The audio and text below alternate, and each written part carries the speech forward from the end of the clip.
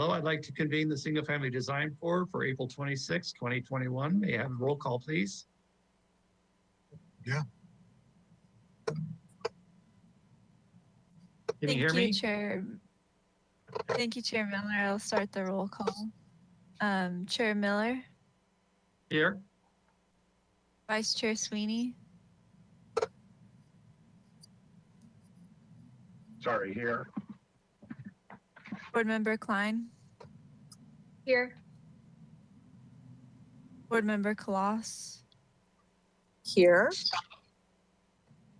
Board Member Motisha. Absent.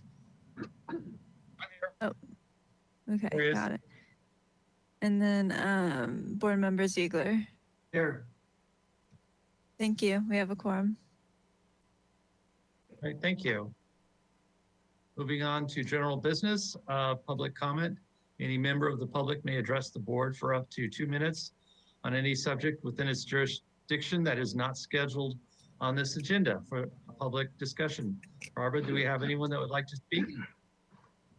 Thank you, Chair Miller. If you are attending by webinar and would like to comment on an item not on today's agenda, please raise your hand by clicking the hand icon on the GoToWebinar control panel, which indicates that you wish to speak. While we wait for hands, Jillian, have we received any written correspondence for items not on today's agenda? We have received 11 written correspondence for items not on this agenda. Thank you. All right, thank you. There are no hands raised, so I'll hand it back to you, Chair Miller. Thank you. Okay, thank you. Item B, approval of the minutes for the Single Family Design Board. Mr. Chair. Yes, Mr. Sweeney. I have several questions on these 11 letters that were sent in. Yes. First of all, I would like to request that when this happens, that at least you recognize publicly what addresses the letters concerned are. So in other words, 6 are for this and 7 are for that, whatever. I think that would be most helpful to the public to know who's writing letters in for what addresses. So of those 3, maybe we had several letters on Salida del Sol, and as I understand that, that may have now been rescheduled for a date coming soon. And the second question on that is the applicant or the designer receiving these same copies of these same letters? Thank you, Vice Chair Sweeney. Yes, I was going to announce it in our announcement section of this meeting, but the project PLN 2021-00040 at 347 Salida del Sol was continued to today's meeting. However, at the request of the applicant, that return has been extended to May 10th. And yes, the applicant team does receive a copy of all public comment related to their project. And then, Ms. Burkhart, you sent me an email with a response to the issue on the property on Las Tunas Road, the one that's not on today's agenda. Will you make an announcement or talk about that during an announcement? No, I was not planning to. Do you have a question? Well, I think the public should know whether or not, one, we've obviously acknowledged that we received the letters. Does that, I think your email indicated that that was not a project that this board reviewed, and that whatever is happening on that site is under the jurisdiction of the building department. Is that correct? Correct. At this point, that's correct. There is a planning application that was submitted for that property. It's 2121 Las Tunas. It's the property you're referring to. That application is incomplete. It has not been before the board. It's not ready to come before the board yet. And earlier this month, there was some unpermitted grading and excavation, as well as placement of a fencing along the road. All of that was unapproved, unpermitted. It has been given a violation by the building department, and they have an abatement date. I believe it's July 8th, 2021. So the building department is on top of that issue, and when the project's ready to come before the board, when the application is complete, we'll bring that project before the board, and we can give you further updates if you have continued questions. Okay, no, thank you, Ms. Burkhardt. Mr. Miller, I received several phone calls and emails on that particular project, just because I know people who live up in that neighborhood and they knew I was on the board.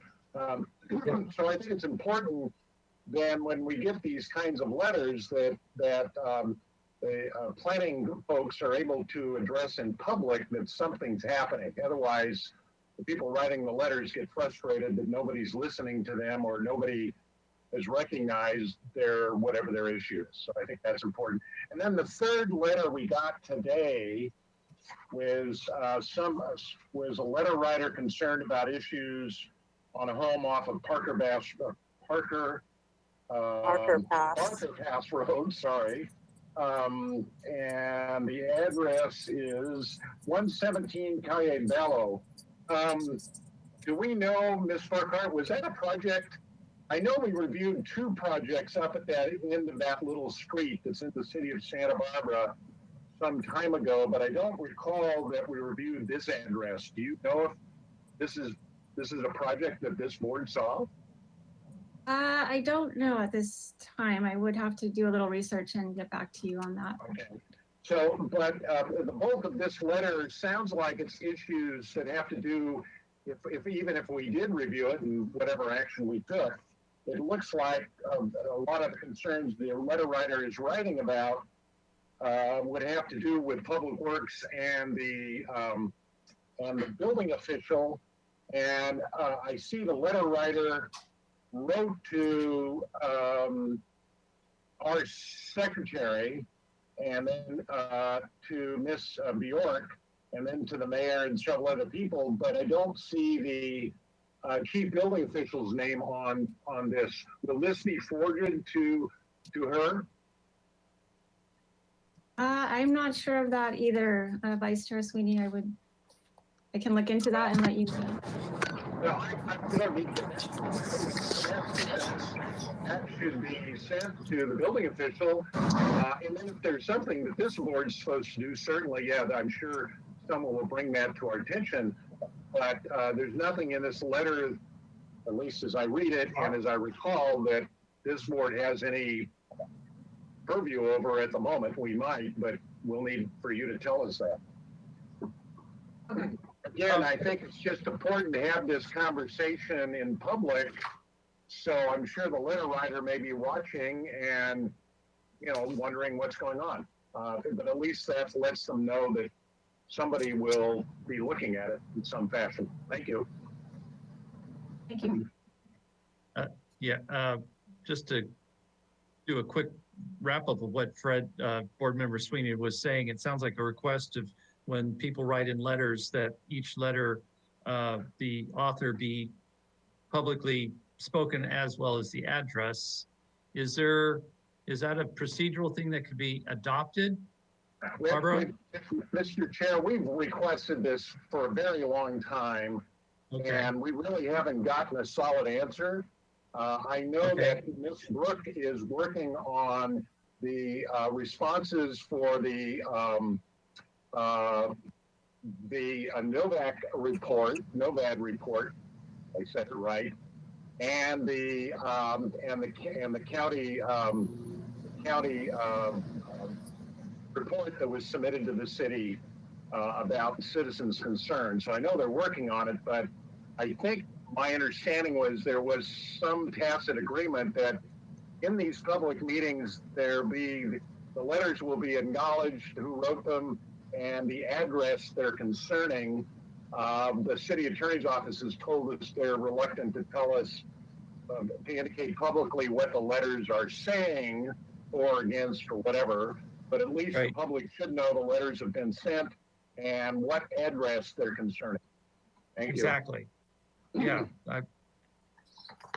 Chair Miller, Vice Chair Sweeney, and the rest of the board, the Public comment is also being posted to the SFDB webpage on the city's website, and it is also referenced in the minutes. The names of the letter writers are listed in the So minutes. hey, that gives me an idea, Barbara. It might help just to say once you, or Mary, once they say what letters, and if you, as a follow-up comment saying that if you would like to see the letters in detail, you can see them on blah, blah, blah, so that people are hearing or watching us, they're instructed in where to go to see this. That might, I don't know. Yes, and normally also we do normally state the names. However, today we had a large amount. I think it was in the interest of time that we did not do that. However, they will be listed on the minutes and posted on the website. Okay. Thank you. All right, so moving on. So let's go back to item D, approval of the minutes for single family design for April 12th, 2021. May I have a motion for approval, please? I'll move. May I have a second? Second, Oh, to give it to right at the Joe. same time. Okay, thank you. Shall we go through the items, please?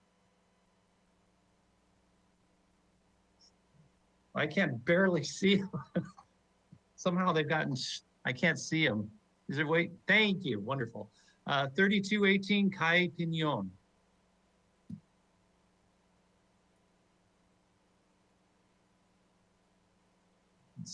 Scroll down to the minutes of the project, please.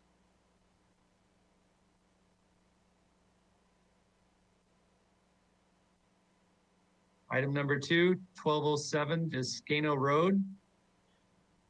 Please scroll it down so we can see the minutes, so we can review our minutes.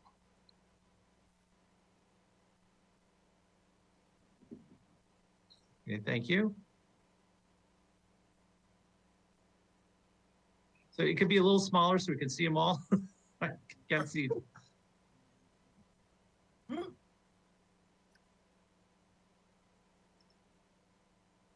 Who's running the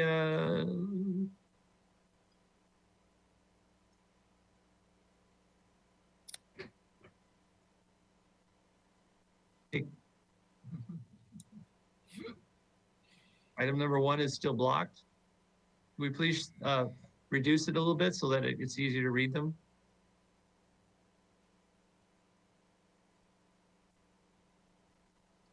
Chair Miller, I'm able to see the entire motion on my screen. I don't know if you're having. Hi, Timmy. I'm not. Yeah, Am I the Mr. only one Chair, having the problem?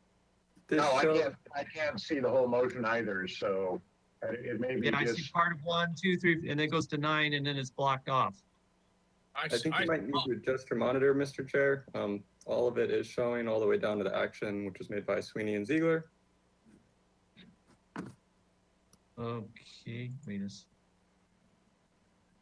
I'm seeing 1 through 11 also. That's weird. Okay. What? I adjusted mine. I can see 1 through 11 now.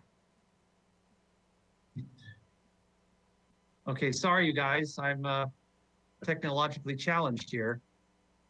Up Ugh. in the right-hand corner, there's the little box that can make your thing bigger or smaller. At least on my Yeah. computer. Yeah. Let me look at it.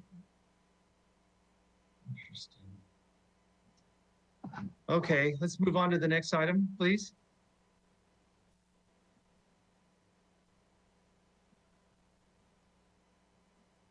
(1025) East Gutierrez Road.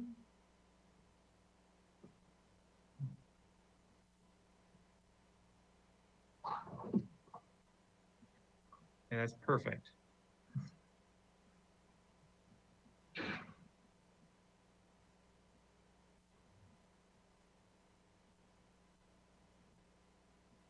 Okay, thank you. Hearing no comment, moving on to the next item.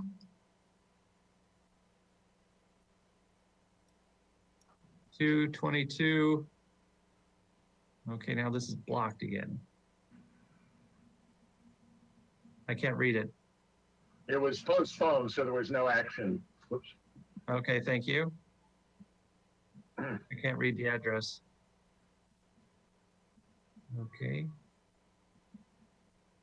34, excuse me, 29 Sea Ledge Lane.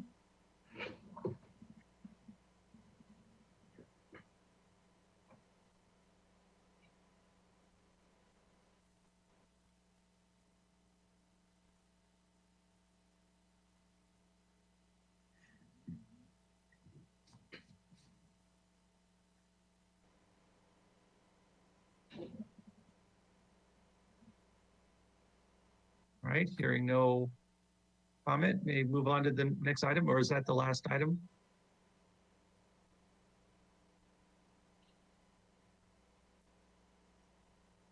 That's the last item.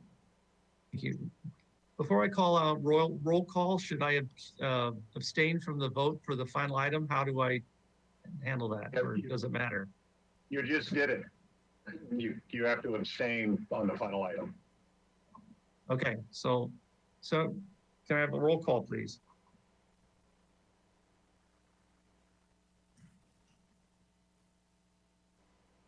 Yes, I will do the roll call vote. Vice Chair Sweeney, Yes. Yes? Oh, Board Member Klein, Yes. Board Member Motisha, Yes. Board Member Kalas, Yes. Board Member Ziegler, Yes. and Chair Miller. yes, and abstain from the final item. Thank you. Thank you very much. Okay, moving on, item C, approval of the consent calendar for April 19th. May I have a motion for approval, please? Make that motion. Thank you. May I have a second? I'll second. Thank you, Mr. Ziegler. May we go through the items, Barbara? Yes, item A was for 20 Lorinda Place. The action was for project design approval and final approval. Item B was 840 San Roque Road. The action was for project design approval and final approval. Item C was for 920 Alston Road. The action was for final approval. And item D was 335 Salida del Sol. The final action was for final approval. And lastly, item E was 301 Mohawk Road. The action was for review after final, approval of review after final. All right, thank you. May I have a roll call, please? Thank you, Chair Miller. I will now start the roll call. Vice Chair Sweeney, Yes. Board Member Klein, Yes. Board Member Motisha, Yes. Board Member Kalas, Yes. Board Member Ziegler, Yes. and Chair Miller. Yes. Thank you. Motion passes.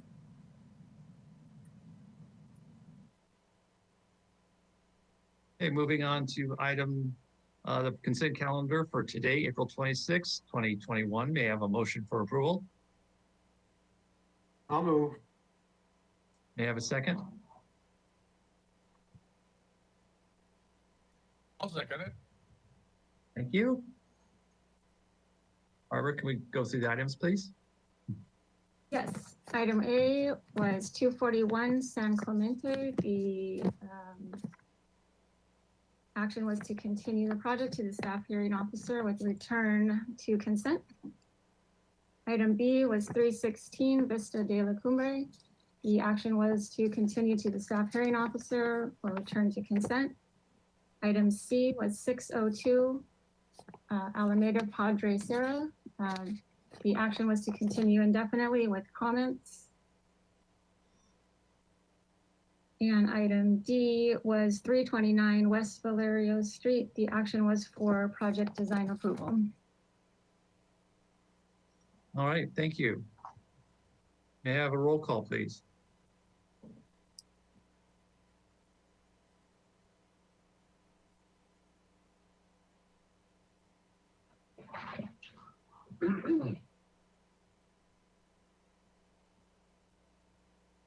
Hi, Mary, can we have a roll call, please? Thank you, Chair Miller. And I'll start the roll call. Vice Chair Sweeney, Yes. Board Member Klein, Sorry. Yes. Board Member Motisha, Yes. Board Member Koloss, Yes. Board Member Ziegler, Yes. and Chair Miller. Yes. Thank you. Motion passes. Just as a quick addition, Gillian, I guess you are taking our role today. Sorry, I apologize. I keep saying Mary. Is she on vacation?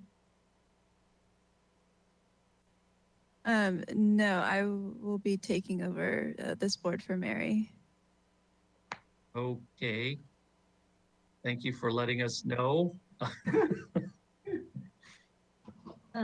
She was introduced previously, Chair Miller. However, this is her first time taking role and minutes at the full board meeting. However, she's been doing consent and she's been doing a great job. So welcome, Jillian, to full board SFPD.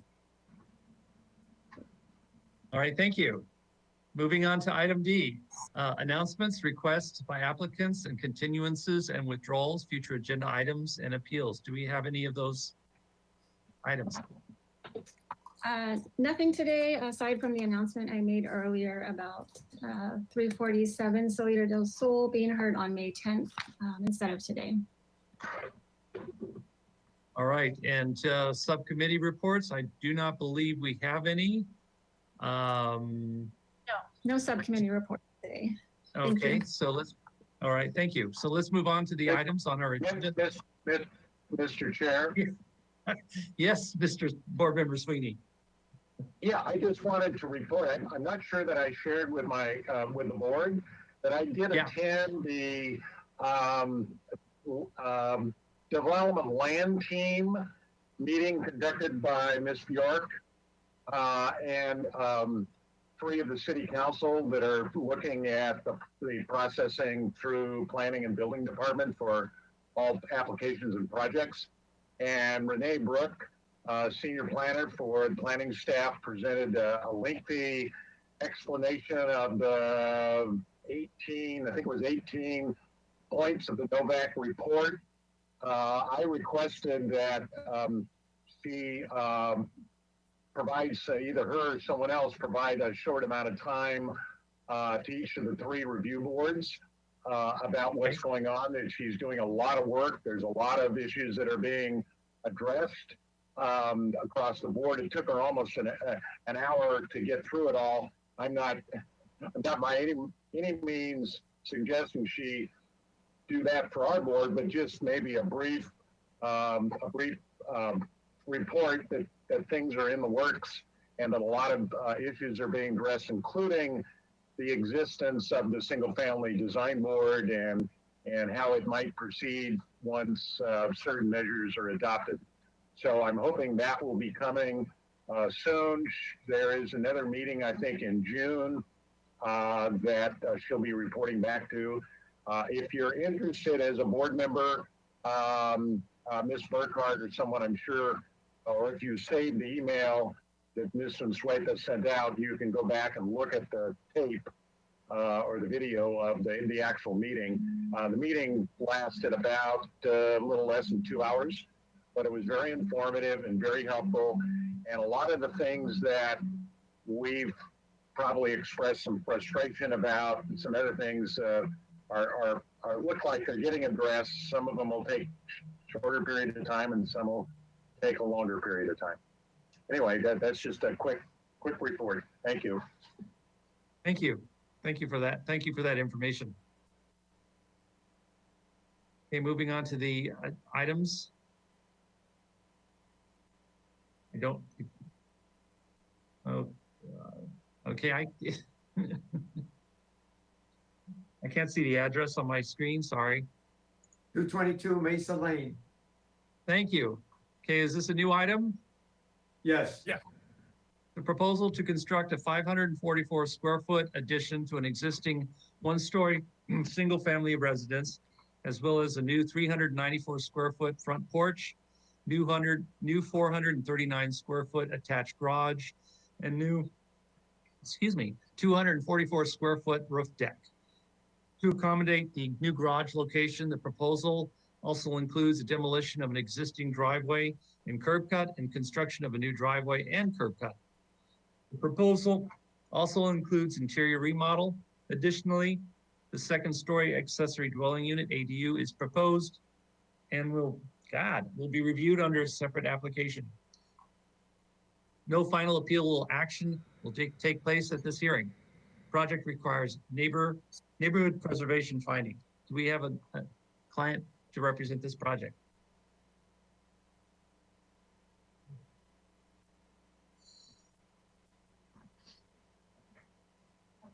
Chair Miller, Welcome. not the applicant, but I am the planner. So I'm here if you have questions for me. But in general, Okay, the thank project needs one modification for change of use in the interior setbacks for an existing garage to be converted to a general accessory building. Okay, thank you. Mr. Hebner, are you here to represent the project? Yes, I am. I'm Matt Hefner. I'm the designer. And I also want to introduce the Dobsons, Tyler and Brittany. I'd also Welcome. just like to make an introduction and talk a little bit about their experience there in the Mesa neighborhood. Maybe I'll let them do that first and then get into the project. Yeah, and we'll be very brief. Just wanted to give a chance to put a face to the name. Thank you for your time, Board Chair Miller. Hope you do feel okay tomorrow morning after your second vaccine.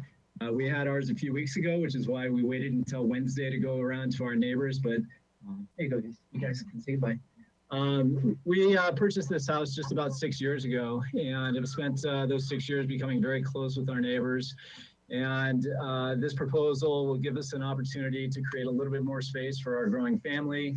But we have really gone around and spent a lot of time with all of our immediate neighbors, and we've collected the consent and support from all 15 neighbors immediately across, behind, and 5 houses on either side of us, just to make sure that we were doing everything in the best interest of our neighborhood and our local community. Make sure we weren't impeding any views or privacy, and that this was going to be a mutually beneficial experience for us, them, and the city of Santa Barbara. And I think that was it. Just again, wanted to give an opportunity to give a face to the name and our intentions. And Matt, I think that's it from us. All right. Okay, so I can go ahead and walk you through the plans as we presented. I see our first sheet up there showing a little pictorial of the project, but maybe we can move down to the second sheet of the PDF, which gives an overview of the existing site as well as the surrounding homes, a couple shots of the site as it's developed, and then the surrounding neighbors to the left and right, and those bottom pics there with a little bit of an aerial showing that perspective.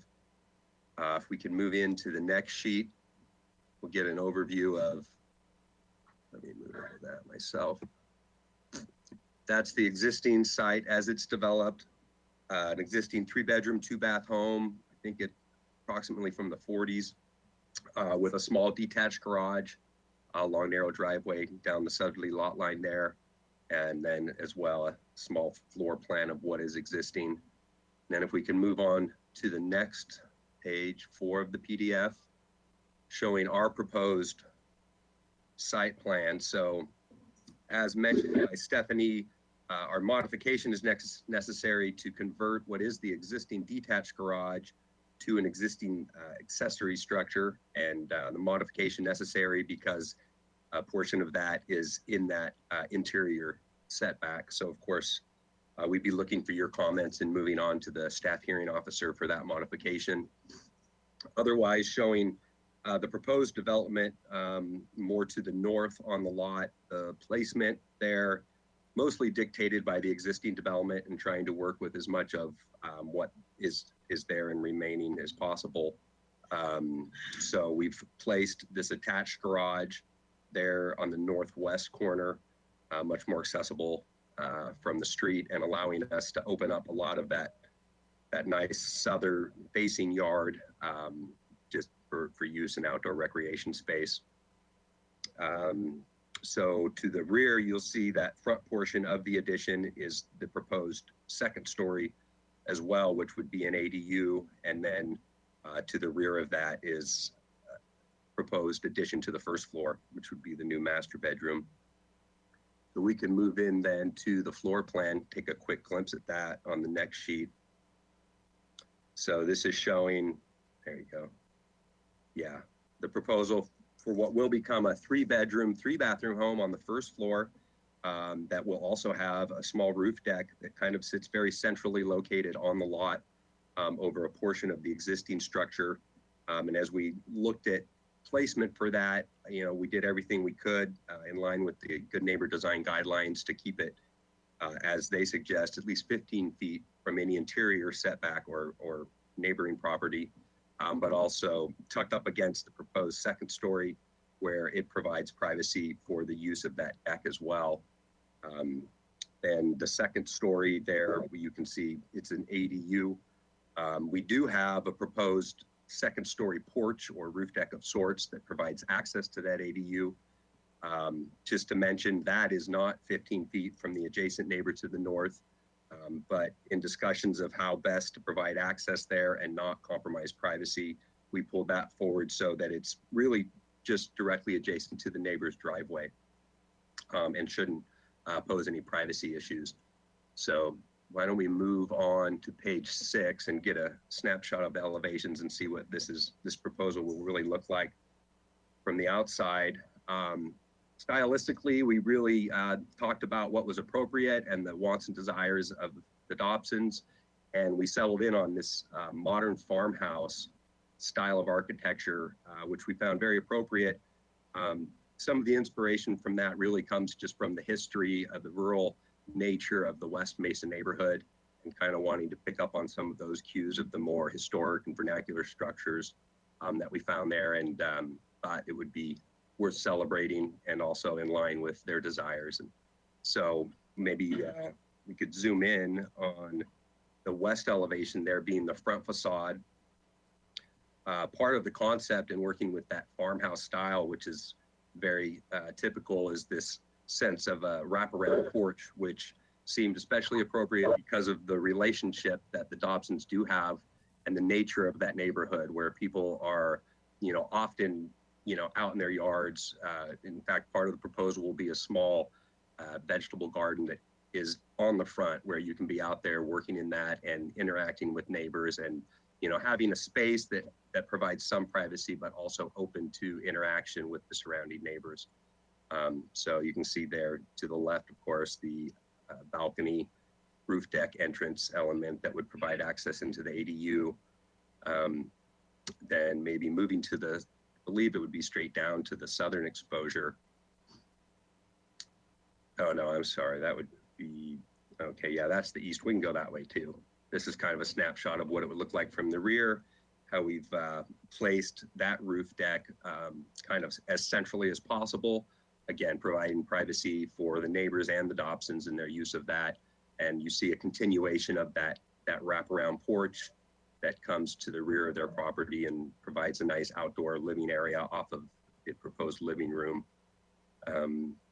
So then maybe moving to the left. There we get a snapshot of the southern facade. You see more of that wraparound porch element, provided a nice location for a little outdoor living space with a see-through fireplace that would be exterior as well as interior.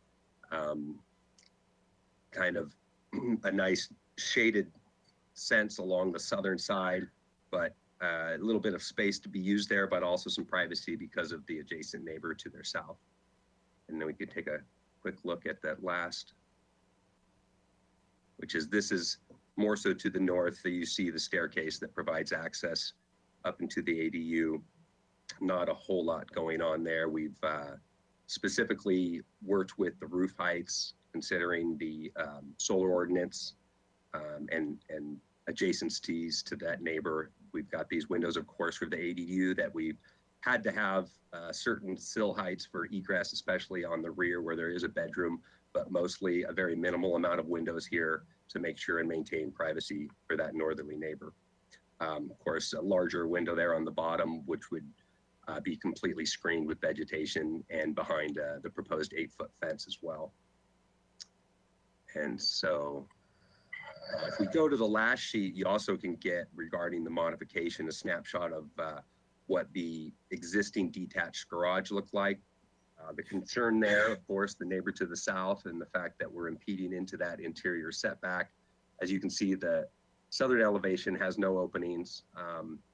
Included in the file is actually a letter directly from that neighbor expressing their desire to keep that structure there, that they have no problem with that it doesn't pose any privacy issues, and that it's actually a benefit to their property, the way it kind of provides a backdrop for the landscape that they have there.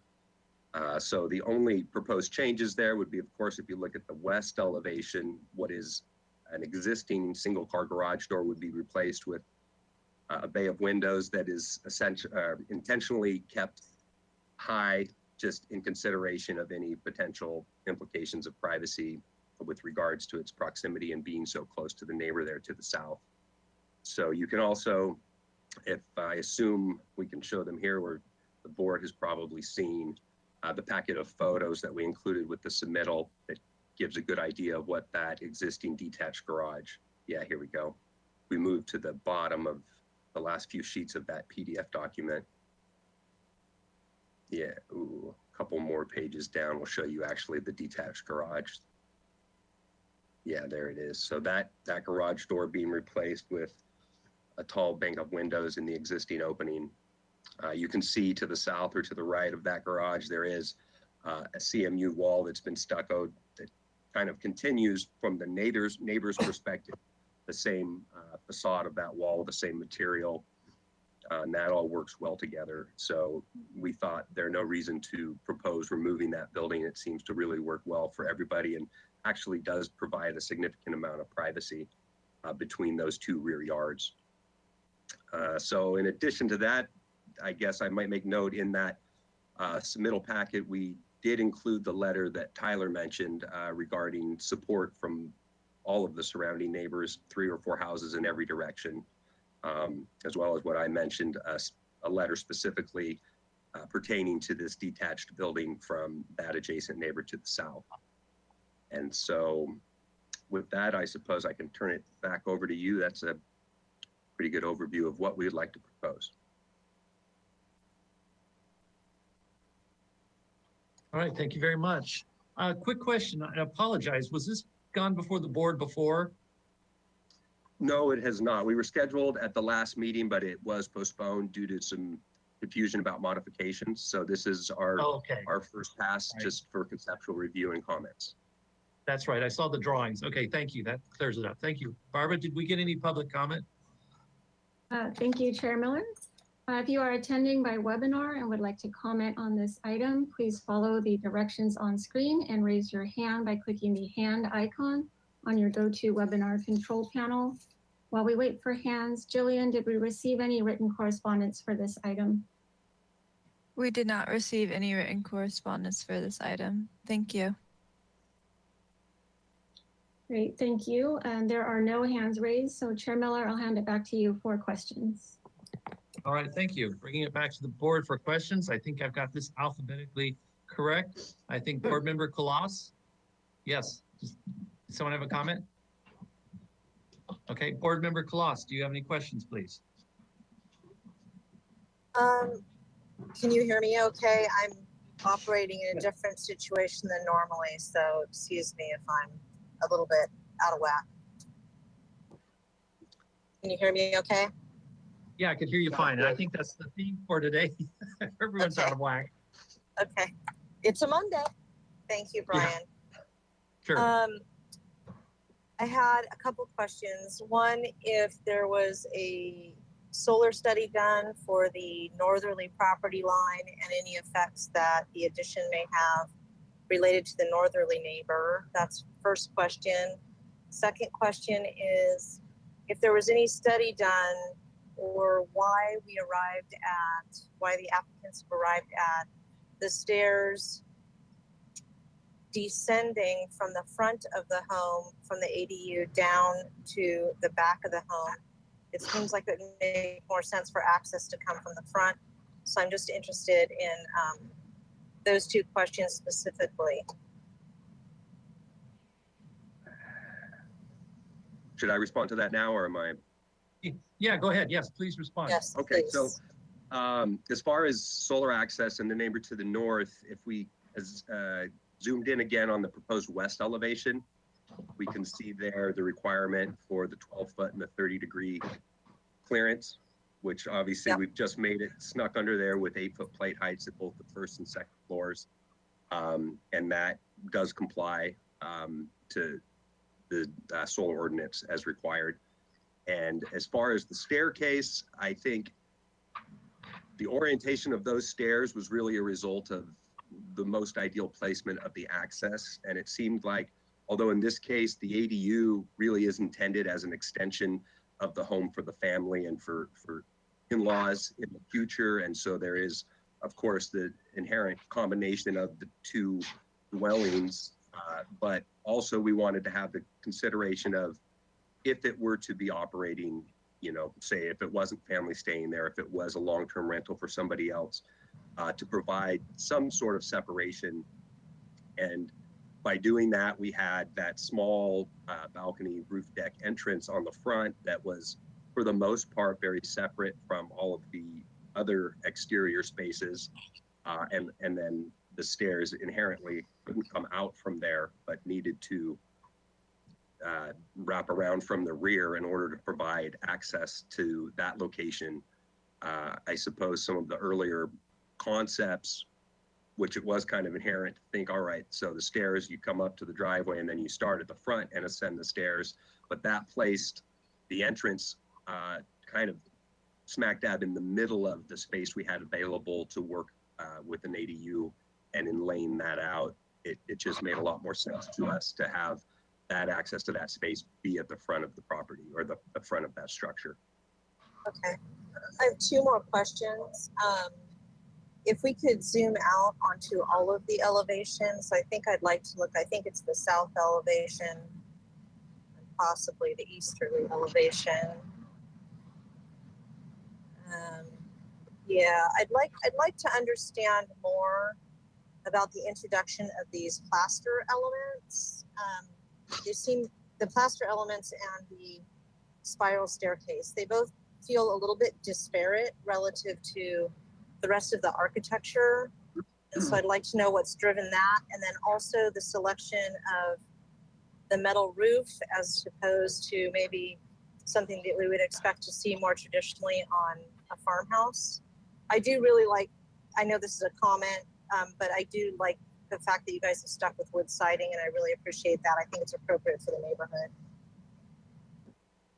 Yeah, so I think the stucco elements, I guess the overall design, we certainly took a lot of inspiration from, as I said, just the rural vernacular structures, and not just the rural nature and history of the West Mason neighborhood, but just agricultural and farmhouse structures in general, but didn't necessarily want to just perfectly emulate that, but bring in sort of a more modern contemporary sensibility. I'm sure you're familiar throughout the Mesa, we see more and more contemporary architecture. And we had discussions early on about it being more so just a contemporary home. And when we eventually arose at, you know, the idea of the farmhouse being more appropriate and more along lines of what the Dobsons were looking for and envisioning in their home, we liked the idea of the tradition in the farmhouse, but still thought, you know, to modernize it a little bit would be a cool thing and would be keeping in line with the Mesa in general in the way that architecture is evolving there. The stucco elements specifically, I guess I inherently prefer in a chimney structure to see masonry, even though of course these days they're all wood framed with some sort of a facade. I feel like that's a very appropriate place to see something more, you know, stone or of a masonry nature. So in this case, stucco made sense. It's also directly adjacent to the existing detached garage, which will be the accessory structure. It sort of combines with the material that we'll see there, as well as the wall that runs directly along and adjacent to that southerly property line. It's directly adjacent to the chimney. And so it was sort of kind of playing off of those the existing wall and the existing accessory structure. The spiral staircase, we actually went back and forth on what would work best there. And of course, one of the concerns we had was our open yard space that was necessary. And as it turned out, choosing the spiral staircase as opposed to the other option, which we looked at, and that was running a straight staircase just right along that rear wall. We actually ended up with a little bit more open yard space by using a spiral staircase. It also, if we zoom in on the east elevation, you can see those, the French doors, which originally was a window, and we ended up going, putting a French door there off of that bedroom. But as you can imagine, if there were stairs running along that facade, it would block the access for the potential of that to be doors. Yeah, when we originally had that staircase drawn there and that wall had a window in it, it was, you know, obviously in conflict, but could have worked. And so, you know, exploring a better option for that, in the end, the spiral staircase seemed to make a lot of sense.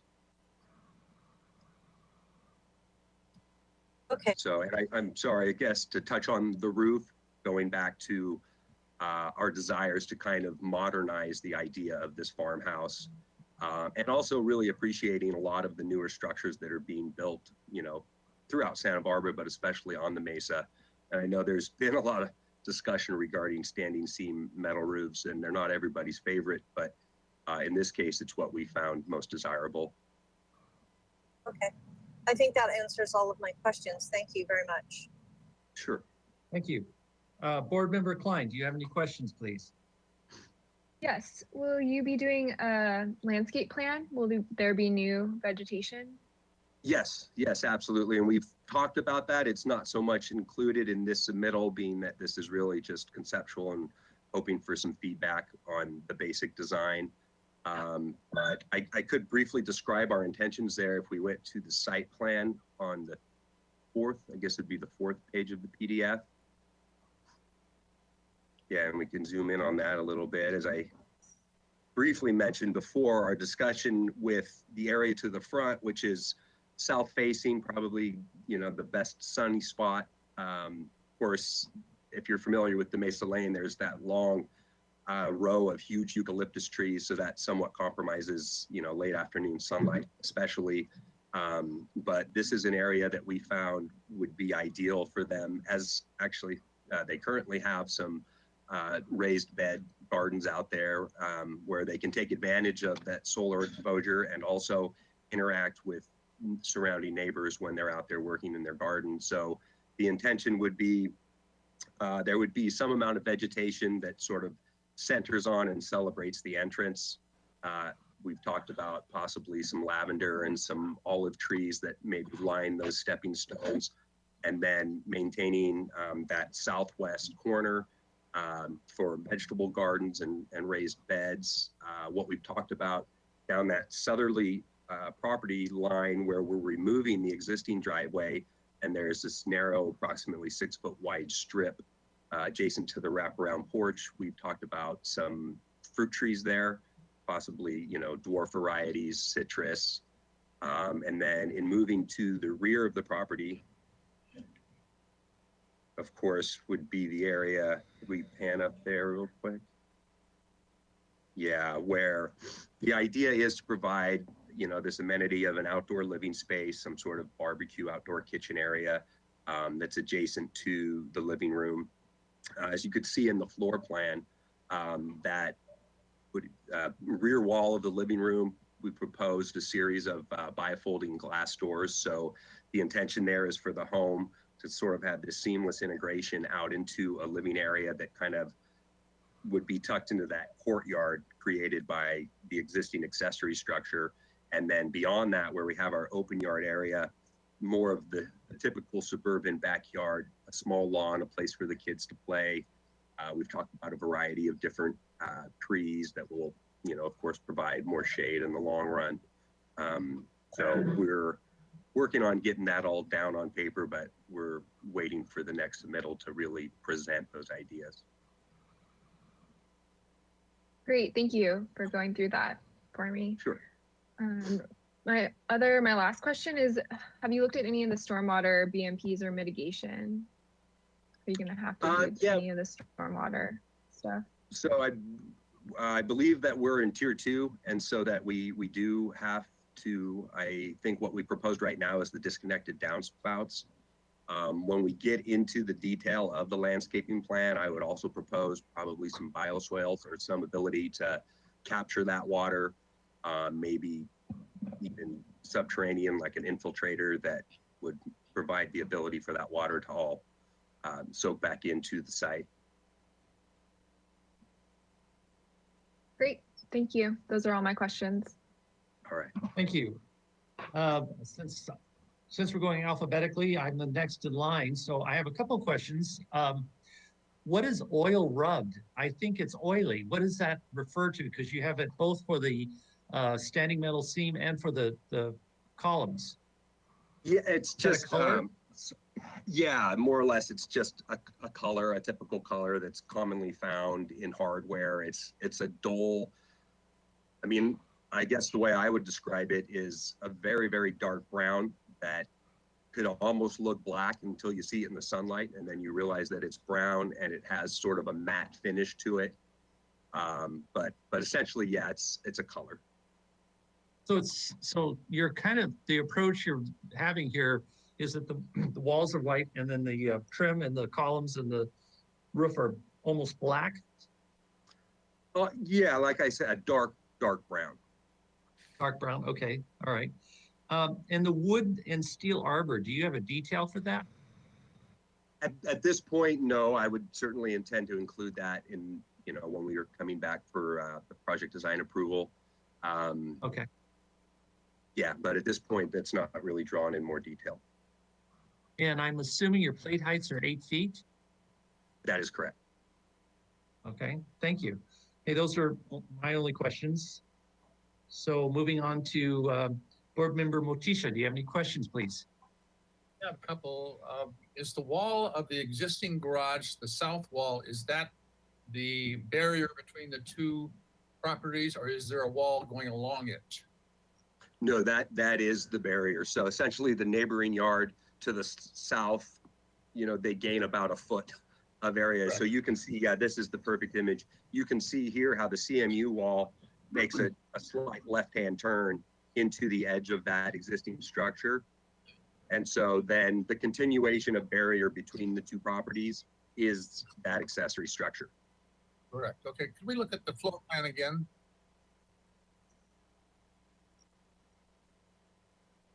Yes. Oh, I see now what you mean about entry into ADU from the main house. Okay. I looked at it and wasn't too sure. Bedrooms, yeah, there is an interior staircase. So the intention was to create a situation where they could be very private, or if it was family, if it was in-laws residing in the ADU, that there was a connection there. I don't think we'd run across that. It's a great idea. I don't think we've ever run across that with any of what we've been approved with the intention of an ADU being permitted later. Yeah, let me see. So there's storage under that, probably in the garage underneath that stairway. Is that true? Will be? Yes. Yeah, actually, that's a very good point. That's not really shown. There could be a possibility of storage accessible from the garage, or even possibly accessible from the north exterior side, maybe with the intention of that being more specific to residents of the ADU, say if it was renters and it wasn't family, to provide them a little bit of storage on site as well. That back bedroom to the south is the room that is underneath the deck above. So looking at the first floor plan, the deck is actually above that central bedroom. That is, yeah, I guess it would be the south east. Yes. So the smaller bedroom, the deck isn't above the master bedroom. Okay, and it's so small, it hasn't been blown up. As you come in the front door, well, yes. What's on on the left, but what's that area on the right? I can't really see what it is. Looks like it's, yeah, right there below that. Oh, it's a Yeah. pantry. Oh, There's okay. there's a walk-through pantry there. That the intention there is you're carrying in your groceries and you don't necessarily want to have to do this big U-turn around through the entry, the living room, back into the kitchen. But you have the ability to kind of bring the groceries right in through the front door and put them in the pantry. It also provides a little countertop space there where you can drop the keys and plug in the cell phones and all that sort of stuff. Okay. And just really opens up circulation in and around the house. I mean, the Dobsons have a couple small kids, and we, have even joked about how much the kids are going to love just doing laps, having that pantry open. And to the left of the front door is a small coat closet, and then an area intended to be potentially built-in hutch, bookcase, maybe a seat where you could, sit and take your shoes off and on. And then, of course, access into the garage after that. Go back to the full, blow it back up, full floor plan again. Okay. Great. The new fireplace, that's, well, what looks like a fireplace off the master bedroom is just, is that just a high ceiling over the bathtub? To the north there on the left-hand side? Yes. Yeah, the idea there's a little alcove that pops off that provides a little nook for like a soaking tub to sit. And then the intention there would be that, it's mostly surrounded by window, and then of course develop a bit of privacy on the outside so you could be there in your soaking tub and feel like you're, kind of in the garden in a way. That extends up, looks like it's a stucco covered big fireplace chimney right there in the back, above that tub, above the tub. Above the tub. Is that something you're seeing in an elevation, or? Yes. Am I?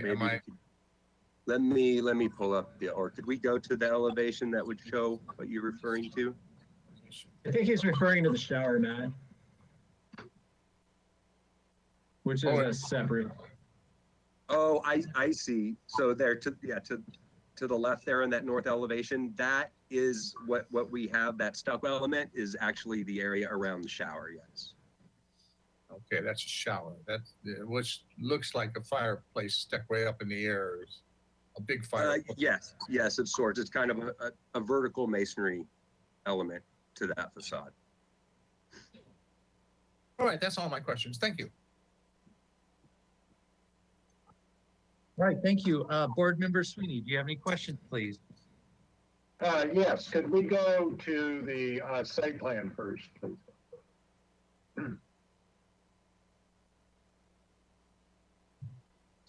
So on the site plan, I want to make sure, I think I heard you say you did not have to do a modification, correct? Yes, we are required to have a modification because the existing garage is within the interior setback, and the project proposes that we convert it to an accessory structure as opposed to a garage, a detached garage. Okay. And so really our proposal there is, of course, to remove the existing garage door and then to provide more opening to the yard as to which it's accessory. But essentially it's a conversion of the definition of what the building is. Okay, yeah, I just wanted to get clarification. Thank you. So today's action, we're going to need to make as a part of any motion, determination on acceptability of that existing garage, now accessory structure being in the setback. Then on the, have you thought about where you're going to put, or maybe it's on here and I can't see it, where you're going to put your trash enclosure? Yes. Yeah, it's actually, that's perfect. If you zoom in right there, there's a trash enclosure proposed that would be tucked underneath that staircase that provides access to the ADU. Okay. And if we could go to the floor plans, please. Do you have dashed or hatched or somewhere, where is the 544 square feet of added building? Okay, so essentially, I mean, you can almost, in looking at that first floor plan, note that the wall that's running, it's actually running east to west, but it's up and down on the sheet, is a very thick wall. Yes. And so essentially what we have there is everything to the right or to the south of that wall is existing structure. And then everything to the north or to the left of that wall is the proposed addition. So the 544 square feet would be everything other than the 2-car garage. The 2-car garage is additionally proposed new structure, but it's just counted differently. Okay, so it's basically where the master bedroom is and whatever bedroom number is at the bottom. Okay. Yeah, it's helpful as you proceed through this project to be able to graphically delineate where the new square footage is. Okay. So even at this level, it helps us understand the size and bulk of the building. And then maybe numbering the bedrooms helps people identify what you're doing. So that big high element that's over the shower. It looks like, as Mr. Motisha said, it looks like a chimney, but that's actually the shower at the top of the master bath, correct? That is correct. Okay. And then, let's see, let's go to the elevations, please. So do you have you don't have yet a section through the dormers that over the living space? No, not as part of this submittal, no. Okay. And then I'm looking at, you have you have a 10-foot height or 12-foot something on the west elevation. Maybe we can blow that up, Mr. Bolton, please.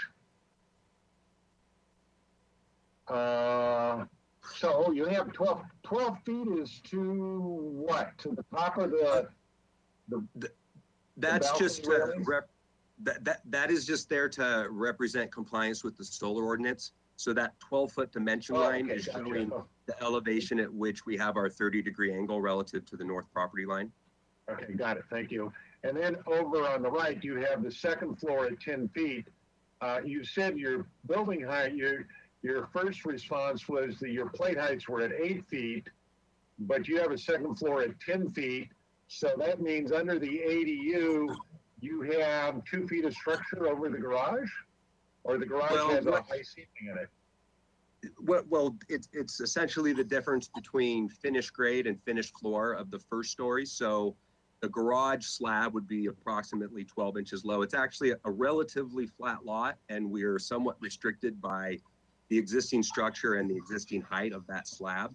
And so we'll actually propose pouring a thinner slab on top of that slab, which is getting more into the building side of it. But in essence, our finished floor on the first level will be 12 inches above finished grade, which is approximate of course, varies. And then you've got from that 1 foot, 8 feet of ceiling height, and then another foot of structure, which is the second floor diaphragm. And that's what gets us to 10 feet. Okay, great. Thank you. That explains it. And then the garage door is essentially a panelized wood garage door with that color on it. That's what you're indicating? It would probably be like a metal clad. I mean, we haven't really delved into specific manufacturer or style, but considered this mostly, again, at a conceptual phase, what's the basic material and tone and color. And so it could be wood. It absolutely could be wood, or it could also be like an aluminum clad garage door. Okay, thank you. Sure. You probably have, I assume, because we haven't seen sections yet, but you have a lot of cathedral ceilings proposed. But do you have attics, and are you going to ventilate those are you going to Icynene or because I don't see any, usually in a traditional farmhouse, you would see an attic, a square or a circle vent in the attic space, but I don't see any of those rendered on the drawings. So Sure. So, yeah, a majority of both the first and second floor are proposed as cathedral ceilings. So I could kind of talk through what small area isn't in looking at the floor plan.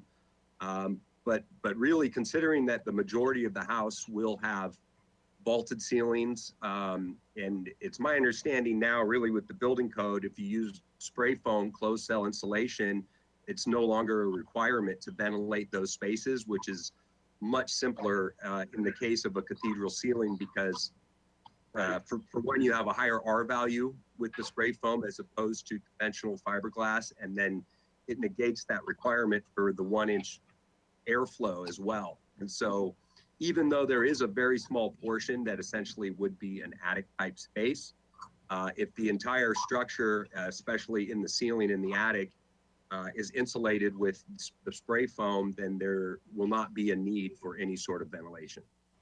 Okay, no, I understand all that. It's just an aesthetic issue of. Yeah, no, yeah, absolutely. Okay. And then I think my last question is, you have a new concrete driveway. I think that's what I saw on the site plan. Under tier 2, would you be required to make that permeable pavers? Or do you know yet? I don't believe that we would be required to, and I think it's an interesting point to mention because it's something that I've considered. It's not something we've discussed in great detail, but I certainly like that as an idea. And I think when we move down into more of the final design phase and really wrapping up and figuring out the site and the landscape, I certainly think that's something that will be part of our discussion. Okay, and then two final questions. One is you show a new wood fence on the front with a gate and so forth. Is there a sketch of that yet, or a photo, or what are you thinking that's going to look like? Yeah, I guess we're not there yet, I suppose. We would certainly provide that in the future. One of the things we tend to forget when we're doing all this is the front yard fences, and then sometimes we drive out later on after the project's done and we go, oh, why didn't we approve that? Well, because we didn't look at it. And then the last question is on the little accessory structure. I'm assuming, given what you've explained about your use of stucco, that's going to remain a stucco outside finish? Correct. That is our intention. Okay. That's my questions. Thank you. All right, thank you. Board Member Motisha, do you have any questions, please? I'm sorry, Ziegler. Oh, no, I don't. Thank you. Okay, thank you. I'll bring it back to the board for comments. Board Member Kalas, do you have any comments, please?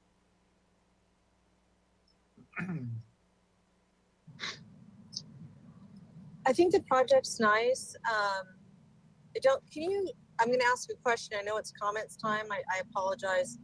Can you remind me of what your overall FAR is for this project once it's completed? It's at 85%. I feel good about the project generally. I'm happy to see the wood siding. I think it relates well to the neighborhood.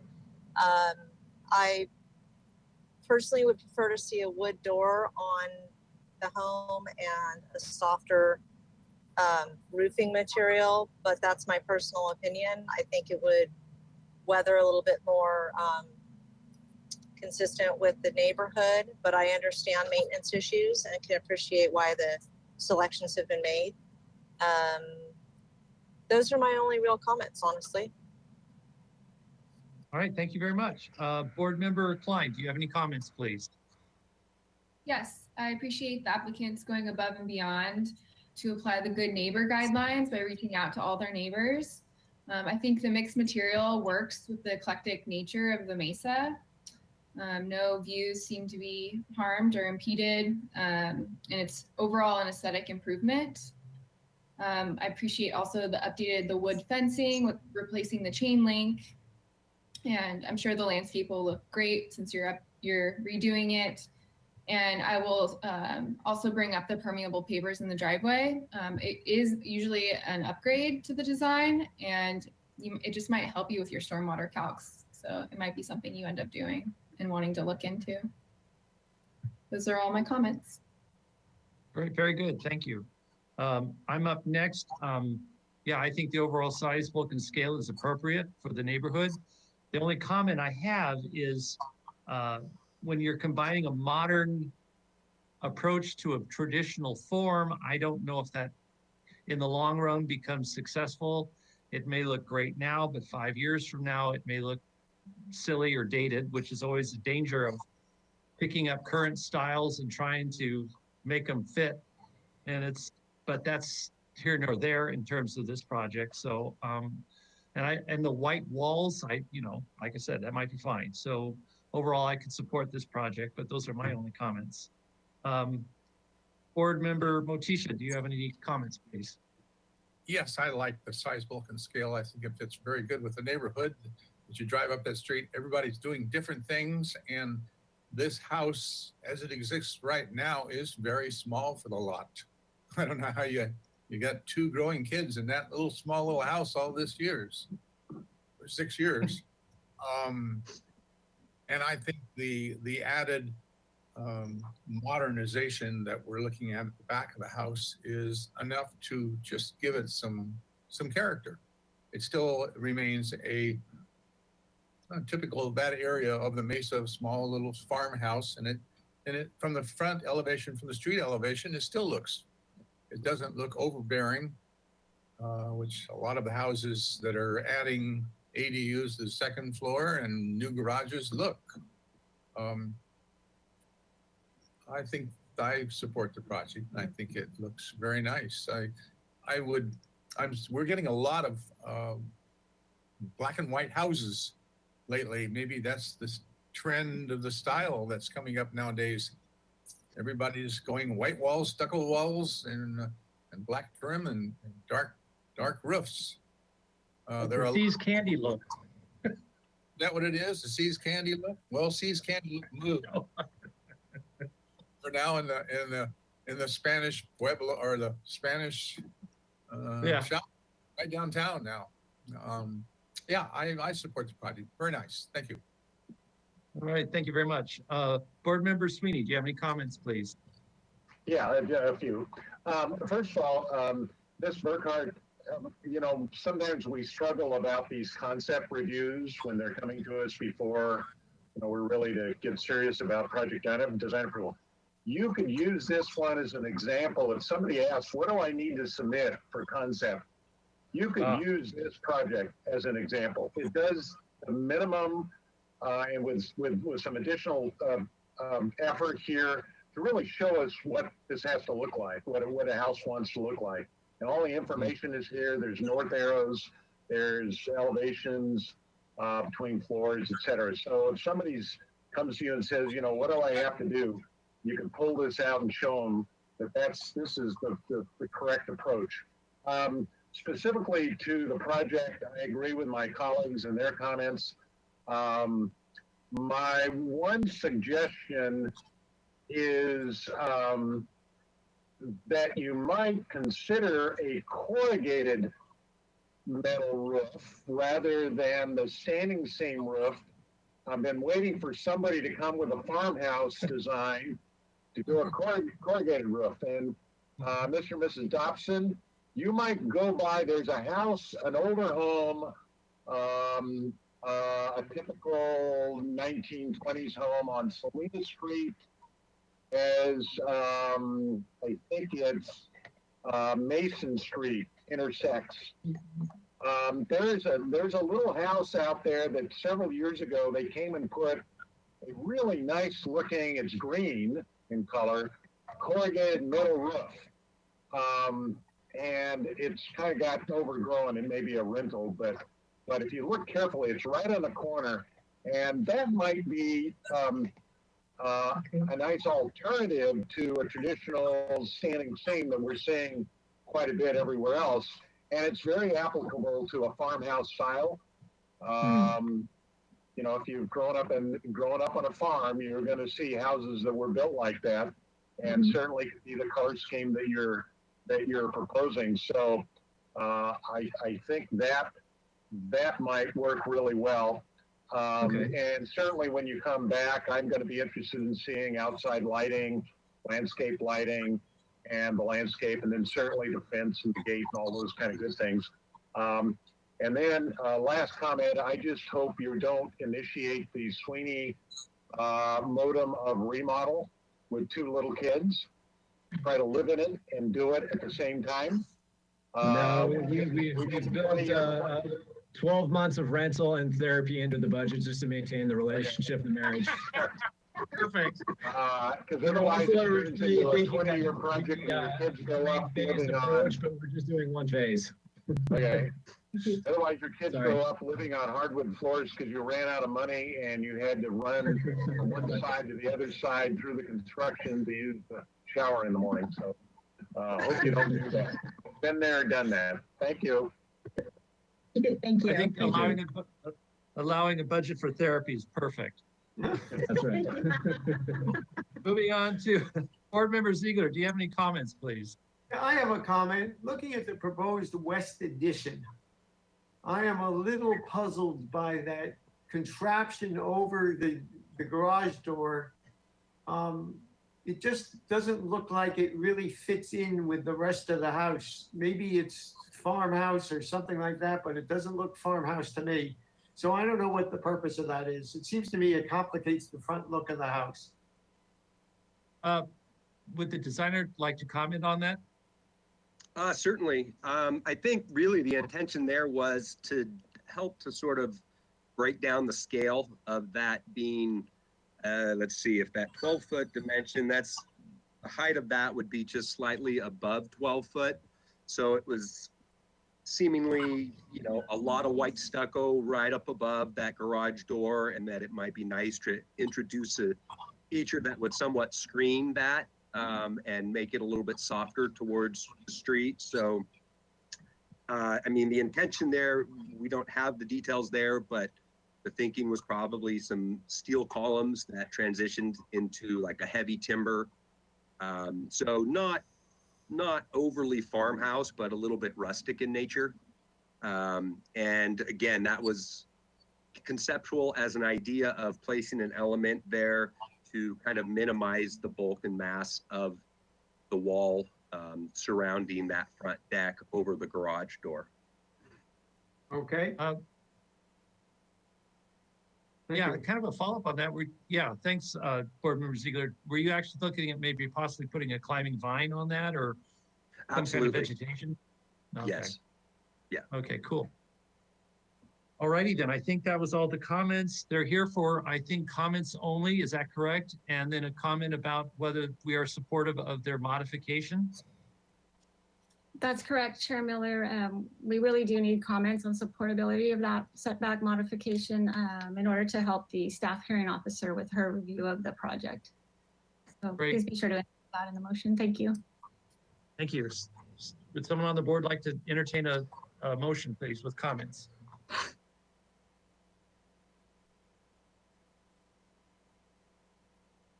Everybody jump to the table at once.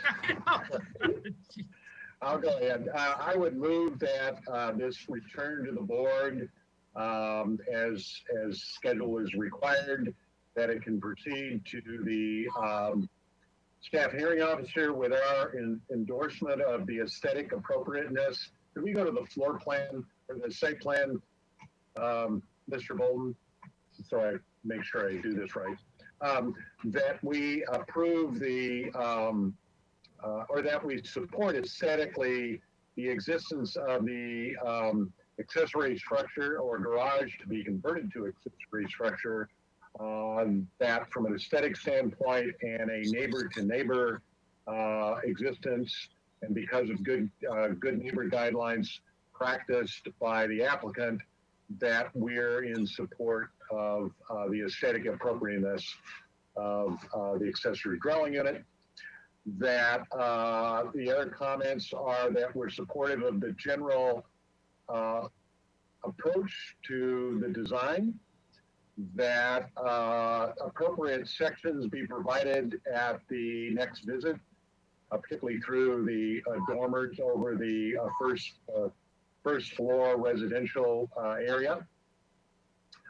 That sketches be provided at its next visit for the front fence and gate, and that a color board be submitted at the next visit, along with a conceptual landscaping plan and conceptual building lighting plan and any landscape lighting that may be desired. So I think that's the motion, unless my fellow board members, did I catch everything? Board Member Klein, do you see any, does that satisfy your questions of landscaping? Yes, that's great. Okay. And that we should be prepared, we should be prepared to give this project design approval at its next visit. So that's my motion. All right, thank you. May I have a second, please? I second it. May I have roll call, please? Thank you. Thank you, Chair Miller and board members. I will now start the roll call vote. Board Member Kalas, Yes. Board Member Klein, Yes. Board Member Motisha, Yes. Vice Chair Sweeney, Yes. Board Member Ziegler, Yes. Chair Miller. Yes. Thank you. Motion passes.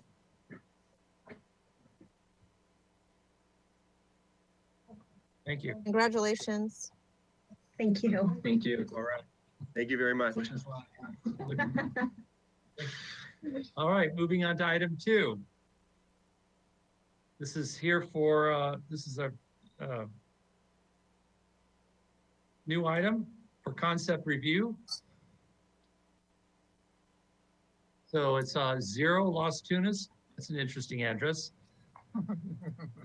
The pre-application for a one-time design review consultation at the unaddressed property on the Las Tunas Road referenced above to receive early feedback on the proposed design prior to purchase of the property.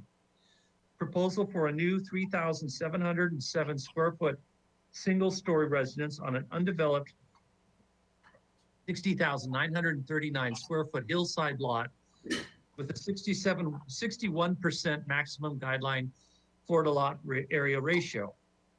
The project would consist of a 2,618 square foot first floor and a 1,089 square foot basement level garage and guest room. Construction of the 16-foot wide fire access driveway and total of 850 cubic yards of grading are also proposed. No final appealable action will take place at this hearing. Project requires neighborhood preservation findings and hillside design district slope lot findings. Do we have a representative for this project? Yes, can you hear me? Yes. All right. My name's Dave Mendro. My firm's NMA Architects, and I'm here to present this project on behalf of my clients, the potential owners, Mark and Ginger Senot. I also have Scott Menzel here, who will do the landscape part of the presentation. And we have Eva Turin-Chalk here if there's any land use questions. And we have Mike Viatoni, the civil engineer, if there's any civil engineering questions. So should I just go ahead and start? Yes, go ahead, please. This lot's located, it's undeveloped, and it's located on Las Tunas Road, north of the El Encanto Hotel, back up over the hillside, tucked in there on a south-facing slope. The main reason this property has remained undeveloped for so long is that it's a very challenging hillside lot. When I first visited the site, to be honest, I was a bit intimidated by the challenges that it presents, but Mark and Ginger just fell in love with the beauty of the site, and they soon won me over with their goal of creating a home that respects and preserves and is completely built around this natural, beautiful hillside site. Our proposed home is relatively modest in size. It's 61% of the recommended FAR. If we could go to page 2.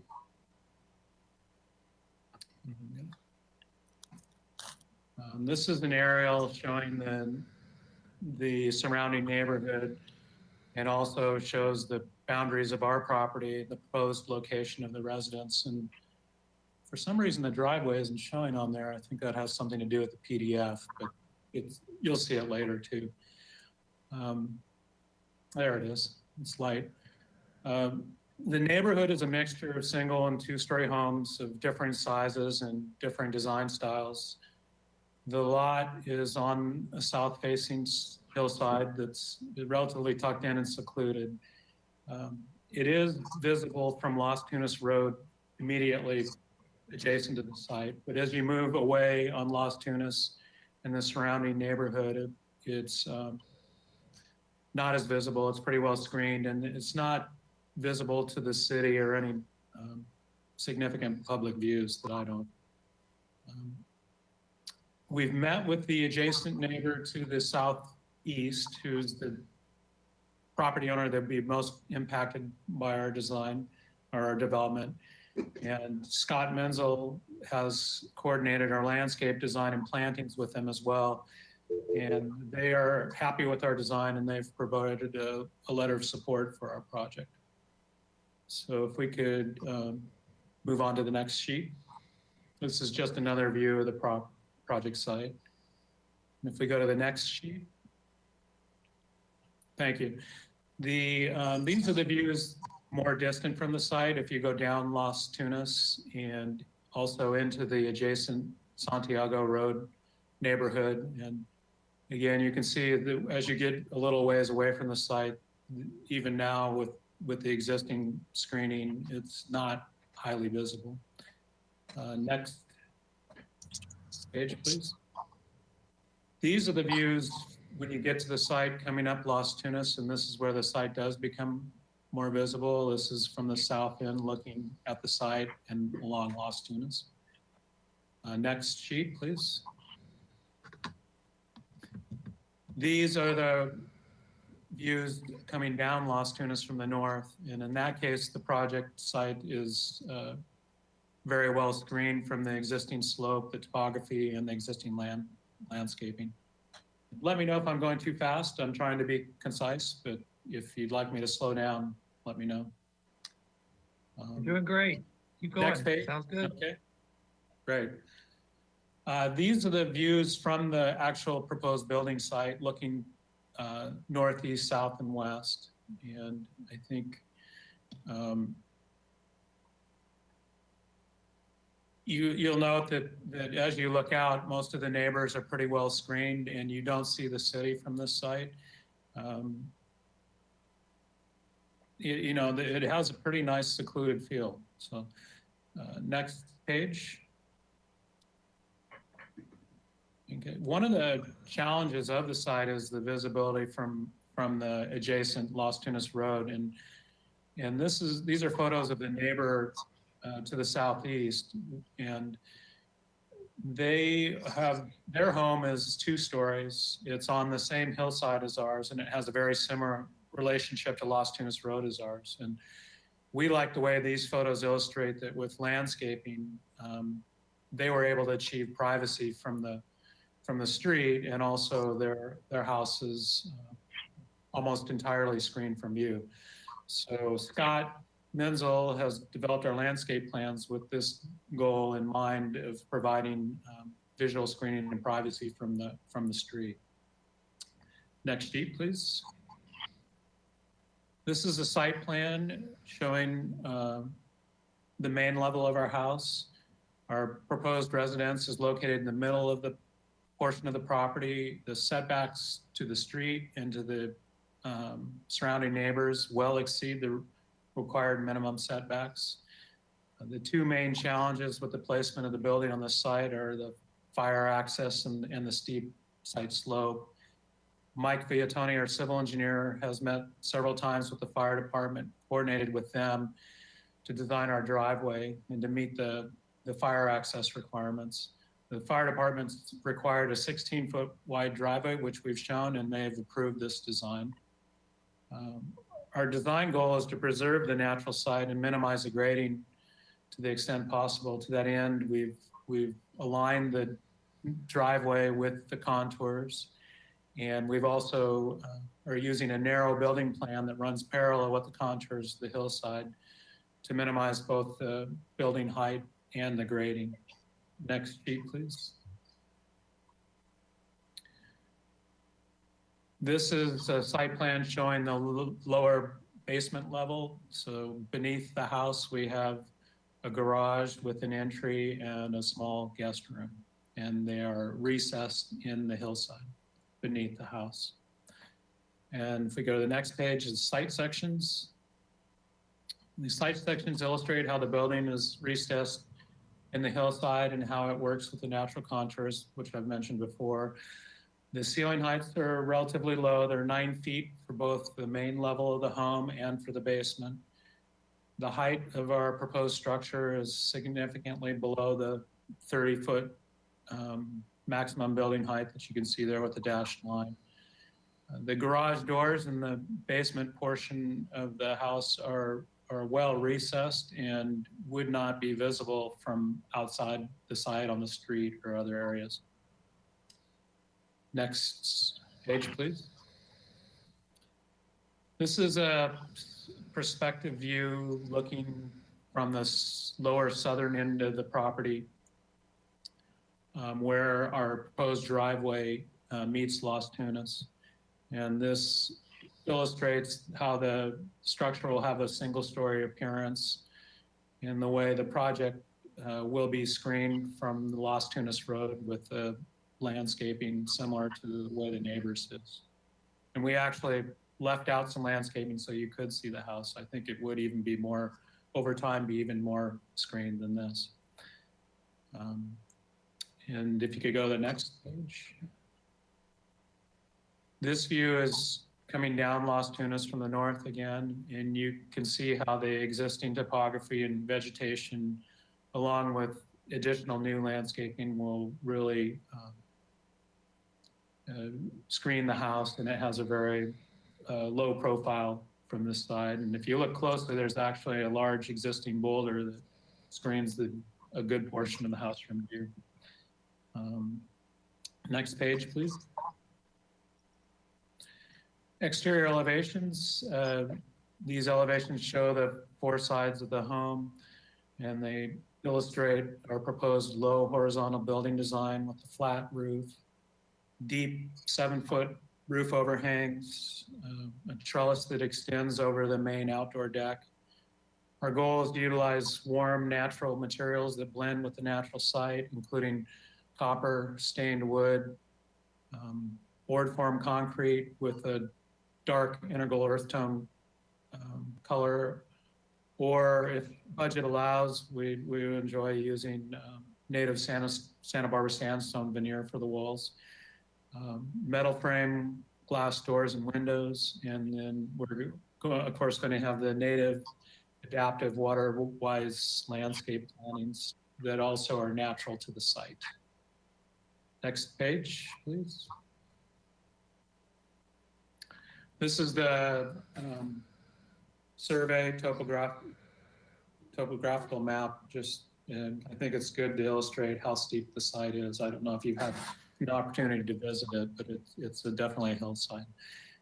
And with that, I'm going to hand it over to Scott. The next couple of pages will be the landscape.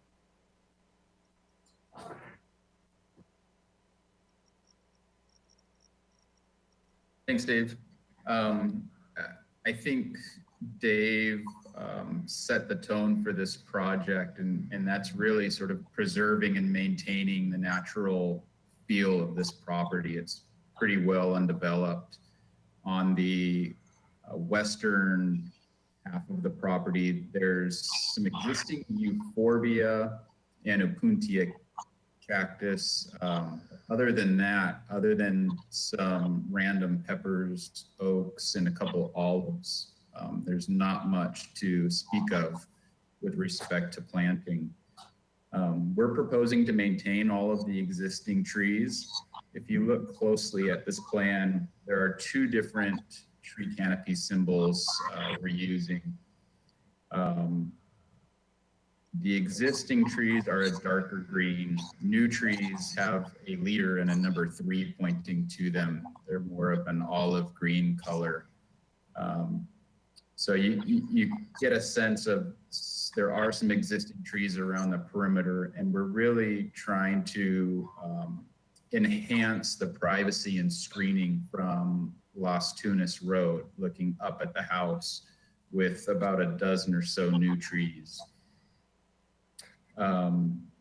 Dave had mentioned we've met with the neighbors to the east, and I had the opportunity to review their views from multiple rooms in the house. And we have laid out our new trees in such a way where we can still enhance the privacy and screening from this home without blocking their views, and also strategically placing a few trees that help preserve their privacy between the two houses. In the bottom left corner of the plan, we've put together a preliminary plant list. It's dominantly native species and other drought-tolerant species. On the next page, there are photos of all of these plants, so you could get a sense of the palette that we're proposing to work with. The last thing I think I'll mention is there is chain link fence along the top property line and the eastern property line with very little vegetation to help screen and swallow that fence. So we're proposing a very natural type of planting, not a linear hedge by any means, more of a mixed loose planting of native shrubs to help soften and make that chain link fence disappear. Thank you, Chair Miller. If you are attending by webinar and would like to comment on this item, please follow the directions on screen and raise your hand by clicking the hand icon on your GoToWebinar control panel. While we wait for hands, Jillian, did we receive any written correspondence for this item? We received 3 written correspondence for this item from James and Colette Philippi, Kevin and Gwen Boss, Jeff and Bruna Byrne. Thank you. Thank you. There are no hands raised, so Chair Miller, I will hand it back to you for questions. Thank you. All right, thank you. So I'll bring it back to the board for questions. So I'll just go down the list here alphabetically. Board Member Kalas, do you have any questions? I do have a couple of questions. First question I have is I understand what's driving the general orientation of the driveway. There have been concerns voiced about the relationship of the, I'll call it the curb cut or the entry to the driveway as it relates to the portion of Las Tunas Road that you're on. I don't know if anybody from transportation has looked at this. There's concerns about that being a blind curve. And I don't know if you've talked to the neighboring parcel to the southeast, your neighbor, if they would have any concerns about that. If I could interrupt, Board Member Kalas and Chair Miller, I believe you're speaking about the project proposed at 2121 Las Tunas. We have received a number of public comment regarding the driveway that may be proposed for that project. However, we have not received any such comment for this project. That makes more sense to me because I'm familiar with this parcel and it's on pretty much of a straightaway. So thank you for the clarification, Barbara. I appreciate it. The other question I have is whether this parcel is in high fire zone.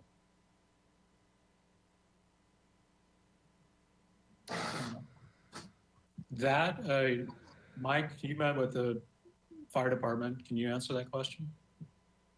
I did not ask them that specifically, and they didn't bring anything up that we needed to worry about in addition to fire, water, and access for the driveway. Okay, The reason I'm asking that question is you have some really nice, what appear to be screens or solar shading elements on the, I'll call it the south facade, the front elevation of the project, but they appear to be very thin in nature. And based on your description of materials, I was wondering if you could explain what those are intended to be constructed of.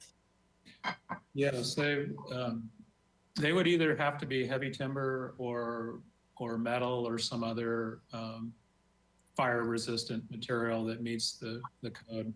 We haven't really gotten to that level of design yet, but we would certainly, the entire design. They appear to read as wood, and so that's why I was asking the question. But if they were more of a metal element, that would make sense. I don't have any other questions. Thank you. Thank you. Board Member Klein, do you have any questions, please? No questions. Thank you. Board Member, it's me. I don't have any questions either, so we'll move on. Board Member Motisha, do you have any questions, please? Yes, are we addressing the floor plan at this time, or is more of a concept? Can we look at the floor plan? Go ahead and say the question to see what happens. I'm interested in if the lower floor is connected to the upper floor, and and where the front door is. If you see the symbol 1 is a stairway that goes down to the lower level, and then you go to the next sheet, it'll show that entry at the site level, the lower level. It's on the first floor next to the. That's correct. Yeah, there is where the symbol 1 is. Very good. Now I know where the entry is, and you go up to the main floor for the house. There's a bedroom and a bathroom and a closet off of that first floor. That's correct. Very good. I'll wait for my questions when you come back and present the whole project a little bit more in depth. That's a good way of putting it. That's all my questions. Thank you. All right, thank you. Board Member Sweeney, do you have any questions, please?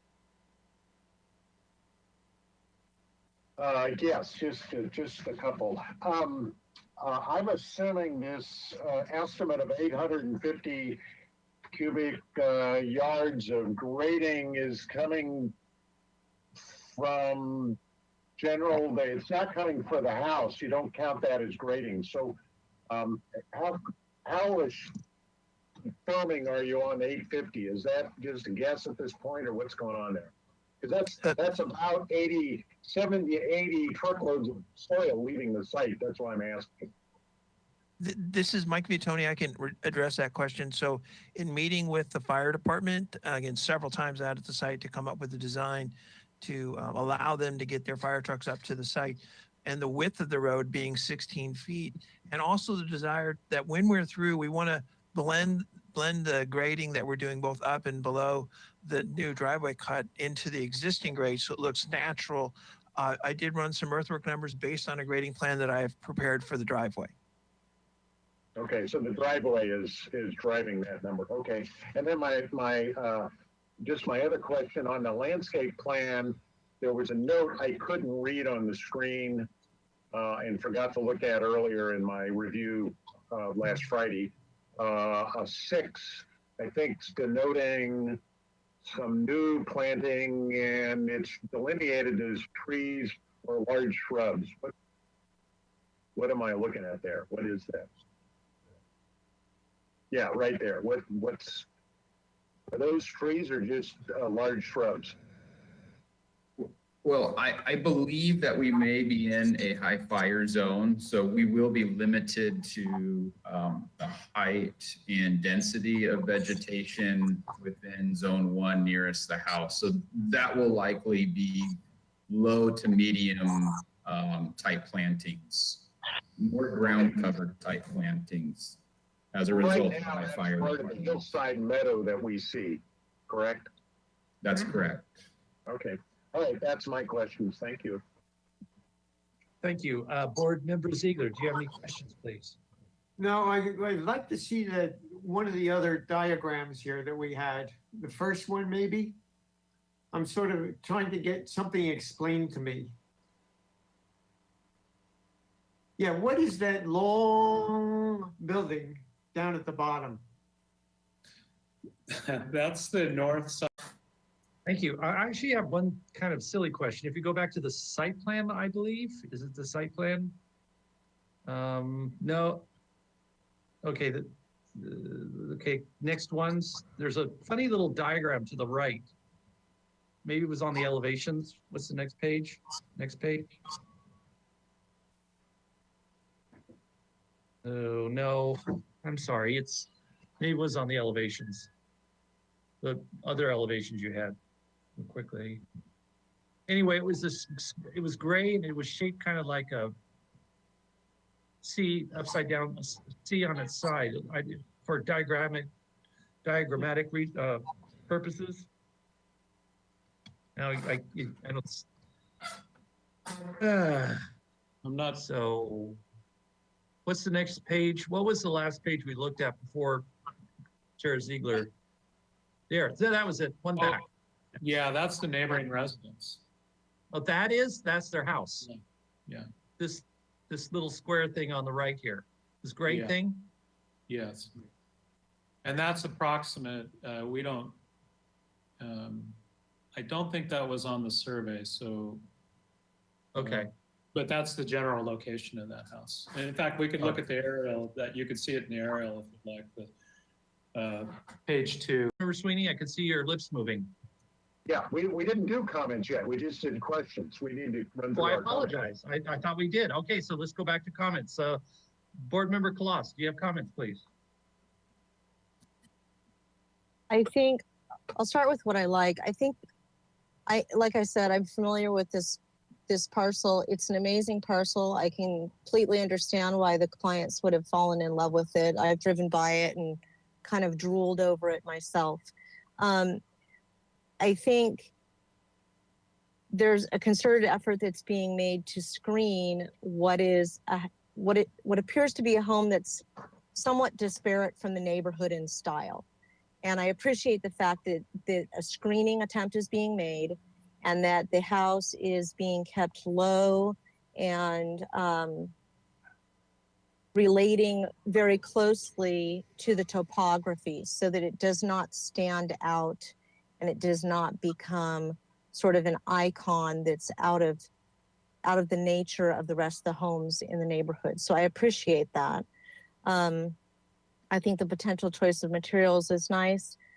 I do have concerns over neighborhood compatibility, and I think that's a conversation that will probably continue to go on as the rest of the comments are made here. Most of the houses in the neighborhood are red tile roof. It tends to be a neighborhood that is older in nature. I know there's a couple of homes close by. There's at least one that I noticed. I think it's at 220 Las Tunas or somewhere close by. That's a little bit more modern in nature. There's a few other that dabble around the Riviera over on Dover Street. And I think there's one dilapidated home on Mission Ridge on the backside that is this same style. So it's an interesting compatibility question, I think, for the board. But I would say that what's being presented is a qualitative project. Those would be my only comments at this time. Great, thank you. Board Member Klein, do you have comments, please?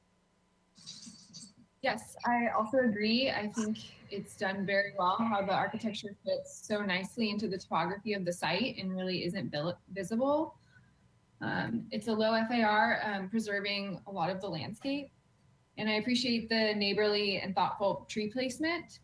The plant palette is nice, low water, native, and firewise, as we all talked about. And I'm sure, as you know, it is high fire, so you'll have to just dig into that more and look at your tree placement a little bit near the house and all the locations and selections. Overall, I think it's a nice design. Thank you. Yeah, my comment, it's interesting watching this and following up what Board Member Colossus said. Yes, the style of this house is kind of not in keeping with the existing neighborhood. However, it's the type of house where she also says, and I think I agree with her, is that it's like a contemporary home that understands that it's in a neighborhood that doesn't agree with that style. So it's trying to be, you know, not stand out. And yeah, it's like, okay, I get it. I shouldn't be here, but I want to be here. And so I'm going to do it, but not create a lot of ruckus. Because I've seen these complementary, because it actually supports the view corridors and the experience of the surrounding properties, because then they're not impacted by the size, bulk, and scale of this particular building. So those are my comments. So Board Member Motisha, do you have comments, please? Yeah, I think the house, if the owners, hopefully, I'm assuming that the owners like a modern house, because our guidelines allow for a very strong looking house on the property. I think the fact that maybe the owners and the designer like this type of house, and this house fits that lot because it's going to hide and nobody will ever see it when we get some landscaping around it. But I go all over Santa Barbara, and especially in that whole area up there, most of the houses were built as strong houses, and then the landscape hid most of them, and that's why we're talking the way we are. I won't admit it. Modern houses are fine with me. I'm a Santa Barbara architecture, and I like strong looking houses, and this lot could contain a very strong looking house and still hide it a little bit with the landscaping and still make it stand out like most Santa Barbara houses do. Somebody previously said, oh, this house is going to hide and you'll never see it again. That's true. And I just wanted to make that comment and make sure the owners knew that, no, I'm not going to second guess the owners. They like the modern house, and the modern house is what they're going to get. And this modern house fits this lot because it's going to hide, and it hides this house. Yeah, that's my comment. Thank you. All right, thank you. Thank you. Board Member Sweeney, do you have some comments, please? Yeah, this project is a bit of a dilemma for me. Mr. Bolton, can we go back to the aerial photograph?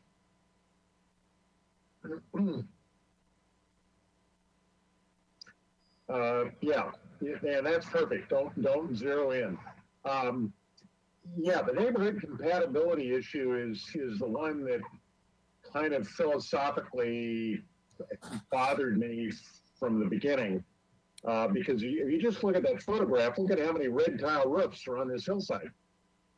And if you go up there, there's a lot of Spanish style homes. There's some colonial stuff. And then right at the junction of Las Tunas Road and Las Tunas is a kind of a contemporary box house, stucco and metal frame windows. But for the most part, the Riviera is loaded with a lot of Spanish tile roofs. That's why we're known for the city we are. But the other interesting thing is if you look at early photographs of the Riviera and even this area, most of this was open meadow. It was hillside meadows, and the tree growth was on the north-facing slopes of the Riviera because that's how things grew in California before early settlers came. The Chumash let it kind of be what it needed to be. And so we're looking at this beautiful lot as a hillside meadow. And Mr. Bolton, if you can now kind of zoom down on the property, that would be helpful. Because I think this aerial photograph tells you a lot about what this house should be, not has to be, but should be, is it should embrace that meadow.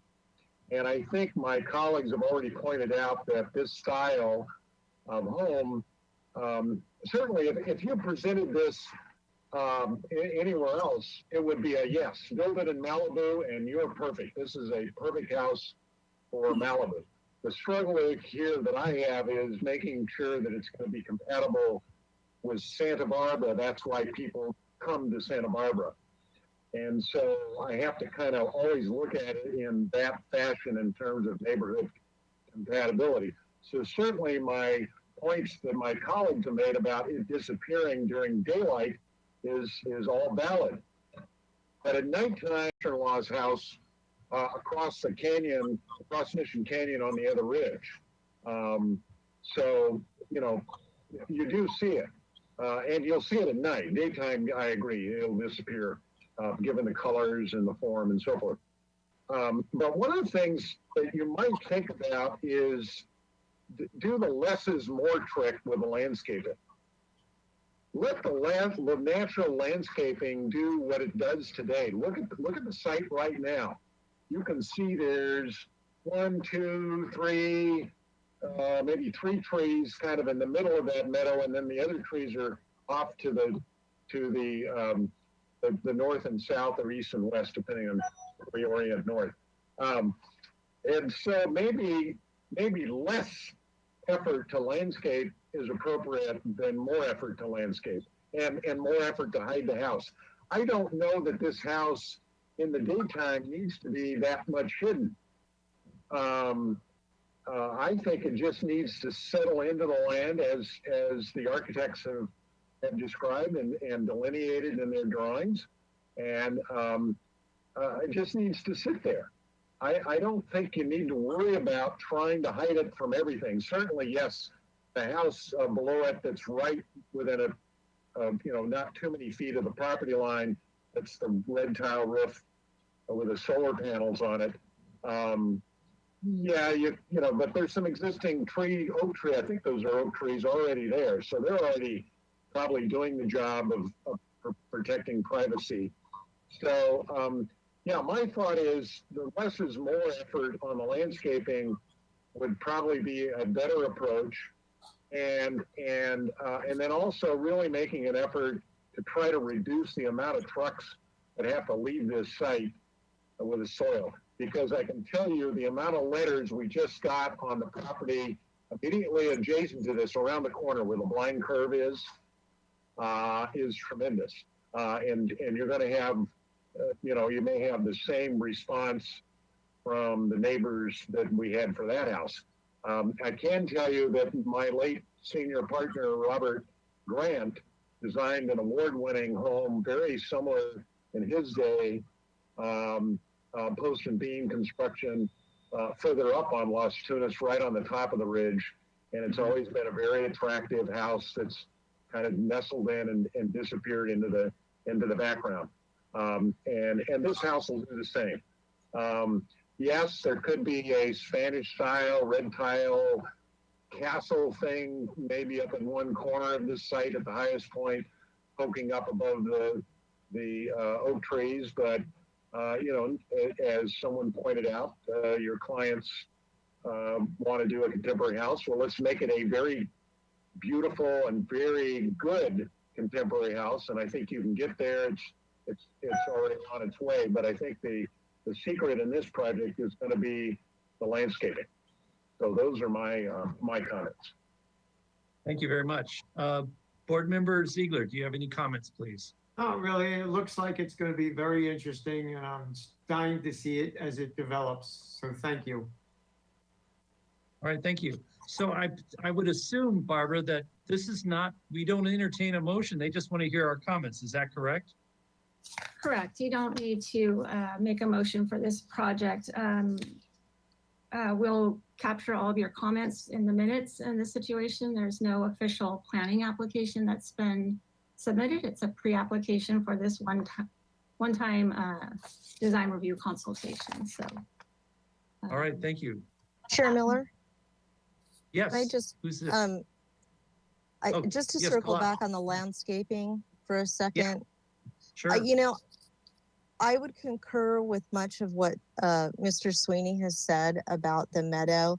The meadow is really stunning. It's one of the things that drew my eye to this parcel, and probably one of the things that drew you to this parcel. And So it may make sense to try to figure out a way to honor that and retain that.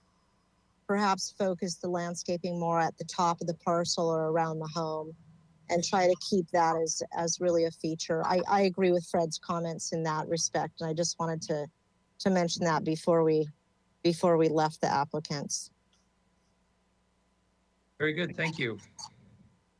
Anyone else have any follow-up comments you'd like to speak? Hearing none. Mr. Sinnott, are you the owner? I see a picture of you. My wife and I, we're in escrow currently on the property. Okay. Which is why we Right. appreciate the comments. All right, thank you very much, and welcome to Santa Barbara. Thank you. We're gonna leave from Chicago. So Welcome from Chicago. All right, thank you very much. Yes, thank you. Yes, thank you for your time and consideration and your comments. We appreciate it. All right. Okay then, so move on to the next project. I'm having problems speaking. I don't know if it's because of my vaccine or what, but anyway. Item number 3, 648 Ricardo Avenue. This is a new item for concept review. Request for, yes? Barbara, I have to recuse myself. I'm part of the applicant team. So I'm going to turn off my camera. All right, thank you. Okay. Board Member Klein. All right, thank you. Request for substantial redevelopment of an existing single-family property consisting of 481 square foot addition to an existing non-conforming 1,062 square foot single-family residence, a 75 square foot reduction to an existing 474 square foot attached garage, and an interior remodel. The project includes demolition and reconstruction of all exterior walls and raised plate heights. Staff hearing officer review of a zoning modification is required for demolition and reconstruction of exterior walls located within the front setback. Construction of retaining walls, low profile wood deck, site landscaping, privacy fencing, and Tier 3 stormwater management features are also proposed. No final appealable action will be taken place at this hearing. Project requires neighborhood preservation findings in hillside design district and slope lot findings. Do we have a client here to represent the project? I'm here. Hi, Can you hear me? yes. Okay, Hello, great. Ms. Phillips. Chair Miller, we also have Elsa Reeder here. She's was unable to join through her computer normally, so I'm going to turn on her audio so she can speak if she wishes to. Okay, thank you. Our audio is live. So go ahead and you can speak, and the time clock is shown. Okay, thank you. Good afternoon, Chair Miller and board members. My name is Natalie Cope Phillips. I'm with CSA Architects. We're here today to get your design comments in advance of pursuing a modification for the existing and 2 remain front yard setback encroachment on this substantial redevelopment project. It's an interior and exterior remodel of a 1-story house with a minimal 481 square foot addition at the rear of the house. We expect to sufficiently demonstrate that the proposed project meets the design objectives and standards of the city in terms of size, bulk, and scale, and neighborhood compatibility. Next slide, please. Okay, the vicinity map. This project's on the mesa overlooking the ocean to the south.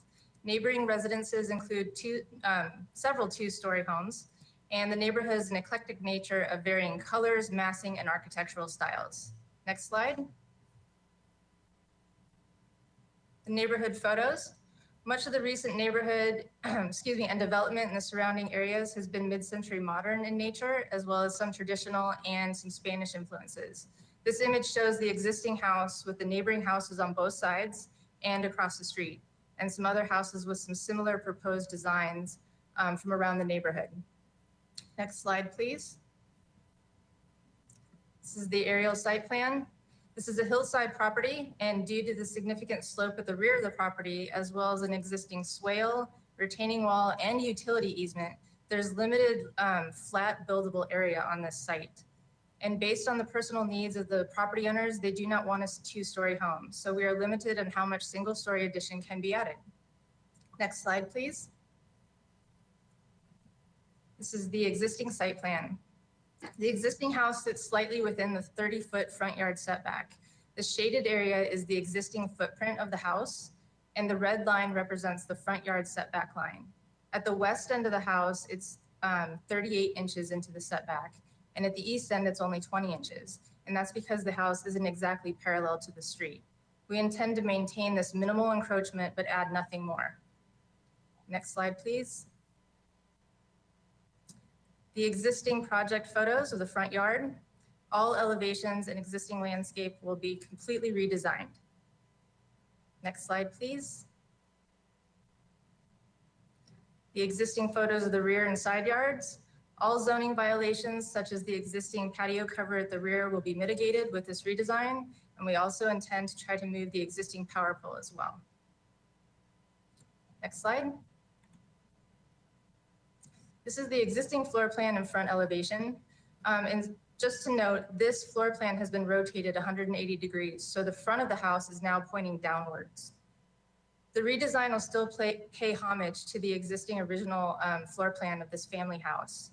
We plan to reuse the existing foundation, but as you can see from the red line of the front yard setback, a portion of this house, including the bedrooms, the living space, and the garage, are all within the front yard setback right now. Next slide, please. This is the existing elevations of this house, and they're rather plain and nondescript at the moment. Next slide.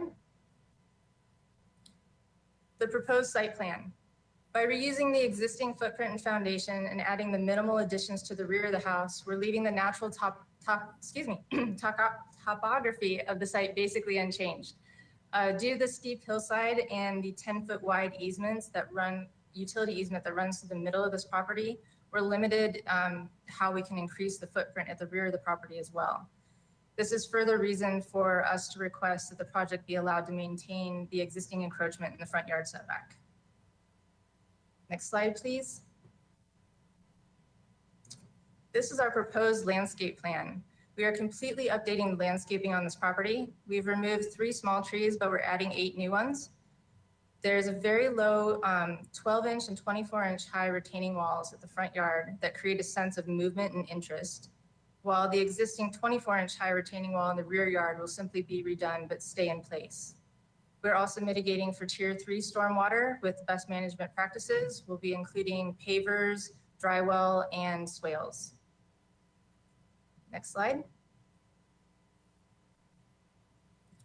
This is the proposed floor plan. Again, this footprint has been rotated 180 degrees. The front of the house is downward. In this new plan, the additions are added to the rear of the house, in the master bedroom, and at the kitchen and laundry area. A private ground level patio deck has been added between these 2 spaces to buffer it from neighbors. And you'll also notice that the dashed line at the rear of the house, which is at the top of the image, that is the utility easement. We cannot encroach into this easement. We can't even encroach with roof eaves. So we are greatly limited in how much this house can grow, basically based on the physical characteristics and limitations of this site. Next slide, please. The proposed elevations, the front and west side. The elevations are inspired by mid-century modern character and a nod to the family's Scandinavian heritage. The low slope roof line with the taller massing at the center provides a better sense of entry to this house. It allows for clear story windows to capture afternoon sun while maintaining privacy for the neighbors as well.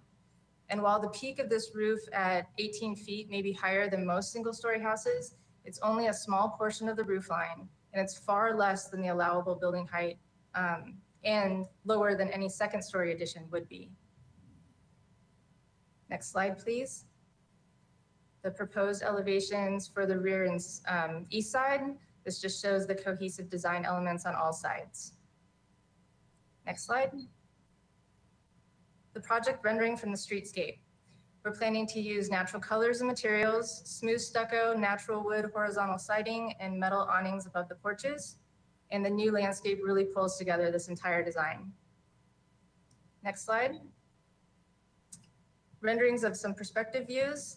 In contrast to the light colors on the house, we expect to use dark colors for accents such as the windows and doors, the roof, light fixtures, and metalwork. We're also planning to highlight the entry door with a fun mid-century modern color. Next slide. And the rear house rendering. This final image just demonstrates how the materials and design continue around all sides of the house. So in closing, we're looking for your conceptual design review comments. In addition to myself, another member of our architectural team, Elsa Reeder, is available to answer questions. And the landscape architect, Katie Klein, is available to answer landscape questions if needed.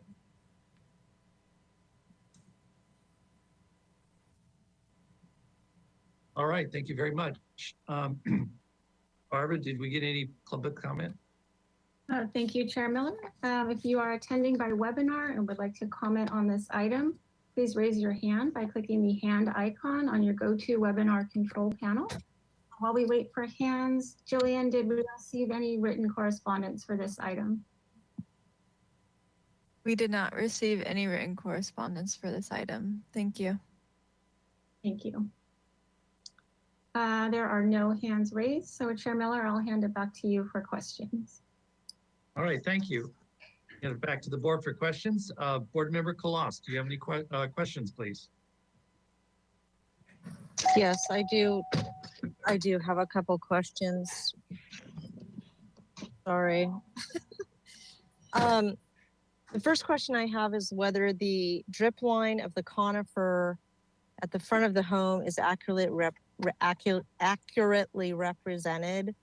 When I viewed the home from Ricardo Avenue, the drip line of that tree looked much broader than what I'm seeing on the drawings. I'm concerned that the changes that we're looking at in the front yard might not be completely achievable, given the breadth of that conifer. So that's one question that I have. I did have a question about the easements, but you've answered those because I saw the power pole. Is the intent in the back of the property to underground the utilities there? Is that the idea about potentially getting rid of that pole? Those are my two initial questions. Okay, so this is Elsa, and I would just like to say that for the easement question, the initial conversations with the utility purveyor have not resulted in undergrounding. It has been more of a discussion about moving the pole potentially away from the structure within the easement. But undergrounding has not actually been part of the discussion up until this point. Okay. But those are preliminary discussions. Okay. And as far as the drip line of the conifer, I would say that that is definitely representational in our drawings, but I would need to ask Katie or the civil engineer to comment further on the achievability of the grading efforts in those zones. Katie here, I can respond to that. They are hoping to trim the tree a bit as far as the canopy. And as far when we get in there with grading, we'll be very considerate of any roots, and we'll have tree protection measures in place if any roots are present. But at this time, we don't see it as a problem. Okay. Can we go to the floor plan, please? Mr. Chair, can I interrupt, please? Yes. Before we get ourselves in trouble, just in case this thing ever got appealed. Because Katie spoke, you need to, maybe Barbara can help us. She needs to read in the record the exemption because she's a single business. So under the state law, she has to do the same thing you do or any of us do that are licensed. And when you recuse yourself from the discussion and go to the other side of the table, you have to read into the record that requirement. Thank you, Mr. Sweeney. Barbara, can you follow up on that? Yeah, I'll do that. I don't have it available at the moment. Let me see what I can do. Thank you. Thank you. So should we wait? While I have you, let me just, oh, great. This first. Okay, let me read into the record the State Fair Political Practices Act, FPPC, Regulation 18702-4, Section B5 states that an official may appear before a design or architectural review committee of which he or she is a member or present, explain architectural or engineering drawings which is official has prepared for a client. Board member Klein is a sole practitioner and is using this exception, understanding certain limits regarding advocating on behalf of their client, as she represents the client's landscape architect. I keep reading. That's all you have to read. We're clear Okay. now. Okay. Kept Thank you, only got Brad. ourselves in trouble. Thank you. Bye. All right. Now let's go back to. Miller, if I could offer some comments before Yes. we take, I'm sorry, I should have Yes. done it earlier. The applicants are here for feedback regarding the aesthetic appropriateness of this front yard encroachment before deciding whether they want to pursue the modification or not. So if you could focus your comments on that aspect of the design, that would be great. Thank you. Thanks, Barbara. Yeah, I understand that. That's why I'm focusing on the tree. And now, so for the next question, if we're looking at the floor plan here, can you please, I'm not seeing a legend. And so I just want to understand clearly what the various wall designations are illustrating. Do the dark walls illustrate new walls or walls that are being, perhaps they're existing fenestration that are being closed? Can you explain to me what the difference is between the double line with a white poche versus a double line with a dark pochette wall, please? Yes, so you have that partially correct. The double line with no poche in the center, the open wall type would be an existing wall to remain in the same location. One thing to understand about this project is that we are anticipating raising the plate heights. And so in order to do that, the walls need to technically be taken down and reframed. And so all of these walls will come down, but the foundation will remain in the same spot in the locations that you're seeing that clear wall type. The pochade hatched wall type is more of a new wall. And I think that's demonstrated a little bit more clearly on the demo plan, which would have been in the plans PDF package, and that would have been PDF page 6. That would be very helpful to see.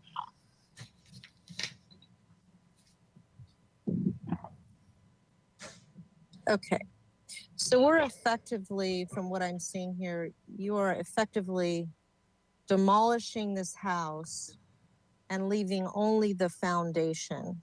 Is that generally accurate? Yes. Okay. Okay. Those are my only questions at this time. I'll hold the rest for comments. Thank you. Thank you. Moving on to, I am the other one with questions. I did have a question about your roof lines, but I think you answered it regarding you were trying to I don't know, what was the word you used about their Scandinavian past, that they wanted those kind of roof lines or something like that? That you're giving homage to the Scandinavian, Correct. their heritage. Yeah. Correct. This home has been owned by this family for multiple generations, and they do have Scandinavian heritage and are taking that clean, modern aesthetic that you find in modern Scandinavian architecture and applying it here. All right, thank you. I think that's my only question. So moving it on to Board Member Motisha, do you have any questions? Yes, are there any other houses, you're taking I'll make a statement before I continue. I don't think there's any other houses in this whole area that look like that house. Are there any houses that you're changing the complete style of the house to let's call it Northern Europe type of modern house. Looks kind of like an Eichler. Yeah, but I'm questioning, and it's a question, does it belong in this area of houses that are basically 1960 houses that are all asphalt shingle? So Sorry, Mr. Chairman Miller, I'm going into a statement. I'm sorry. You kind of bleed them together. Comment every once in a while. I'll ask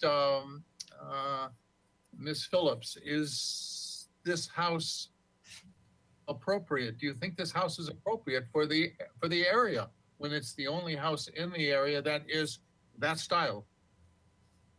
If we could have staff show us slide 3 from the presentation that I just provided.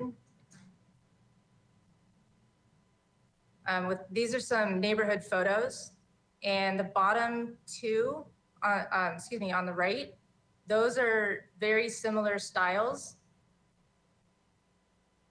Again, with the low slope roof line. I beg to differ with you. Oh, wait. Go ahead. Joe, hold on. Hold that for comments. Oh, That's her answer to your question. but continue, Ms. Phillips. And just on some additional photos as regarding whether or not this fits the neighborhood, it's very eclectic. So if you pan over to the left, you will also see the house that's directly across the street, which is a nice bright blue color. So, I mean, it's just this part of the this neighborhood is very eclectic. You will find all sorts of colors and styles. So to say that this particular one doesn't exist, I'm not sure if you could say that, or if, again, an eclectic neighborhood. So I don't think it's inappropriate to have something different. Okay, thank you. Thank you, Joe. All right, moving on. Board Member Sweeney, do you have any questions, please? Yes, thank you. I have just a couple. On the retaining wall, you had a picture of the back, maybe it was the rendering. The retaining wall that's there, is that currently stuccoed as you delineated, or what is that at this point? With regard to this image, Yeah, the retaining wall, where it goes right to the edge of the slope. right. At this point in time, to be honest, this rendering didn't really address that wall as well as we'd like to. We have no intent to leave it a stark white wall. It would either blend in with a darker color or something, or have some kind of vegetation next to it. But to be honest, it just wasn't completely finished in this design, in this rendering. I understand that. What is the material of that wall now? It's an existing it's a wall, natural correct? concrete, a raw natural concrete wall. Oh, okay. The only reason I'm asking is one house away, one beyond the one on the right, that retaining wall, we looked at that. We did that house several years ago, and that had a railroad tie retaining wall. That's the only reason I was asking. Okay, and then on your roof design, and you can show either elevation, the street elevation, or this one's fine. Did you consider rotating that clear story element so that the clear story windows are facing towards the ocean? Yes, and the difficulty with that is at the current moment, all of the windows face the ocean, and there's no opportunity for that afternoon light to come into the house. So the Okay. clear stories facing the direction they are capturing the afternoon light. It really makes a difference in what natural light the home gets. Okay. I'm sorry, And then, who's talking? This is Sorry to Elsa interrupt you, Reader. Fred. I'm sorry, Okay, Elsa 'cause I Reader, see CSA Nat- Architect. I see Natalie there, but her lips are not moving. So there's someone else talking and there's no picture. That's why I'm. Yeah, she's not available to her computer today, I guess. And then one last question. The little eyebrow that I'm looking at that appears to be over the kitchen window, I think, what's the intent there? Is that a little wood eyebrow or metal eyebrow? What's the thought? It's an awning window, so the picture window over the sink is unobstructed by a break, but there's fresh air operable awning above. Oh, so it's an awning. Okay, I'm having a hard time reading it on the little computer screen. Okay, that's my questions. Thank you. You're welcome. Thank you. Yes, Board Member Ziegler, do you have any questions, please? I guess I have a statement, but I'll change it to be a question. And that is, okay, if most of the houses in the neighborhood are kind of boring and not very interesting in architecture, and this guy comes along and wants to do something a little bit different, does the single family design board have to kill a new idea? That's my question, but it's also a statement I'll make later. Our opinion is no. Okay. There you go. All right, bringing it back to the board for comments. Board Member Kolas, do you have any comments, please? It's interesting because in some ways this is so different and yet very similar to the last project that we looked at in my mind. There is a neighborhood context here.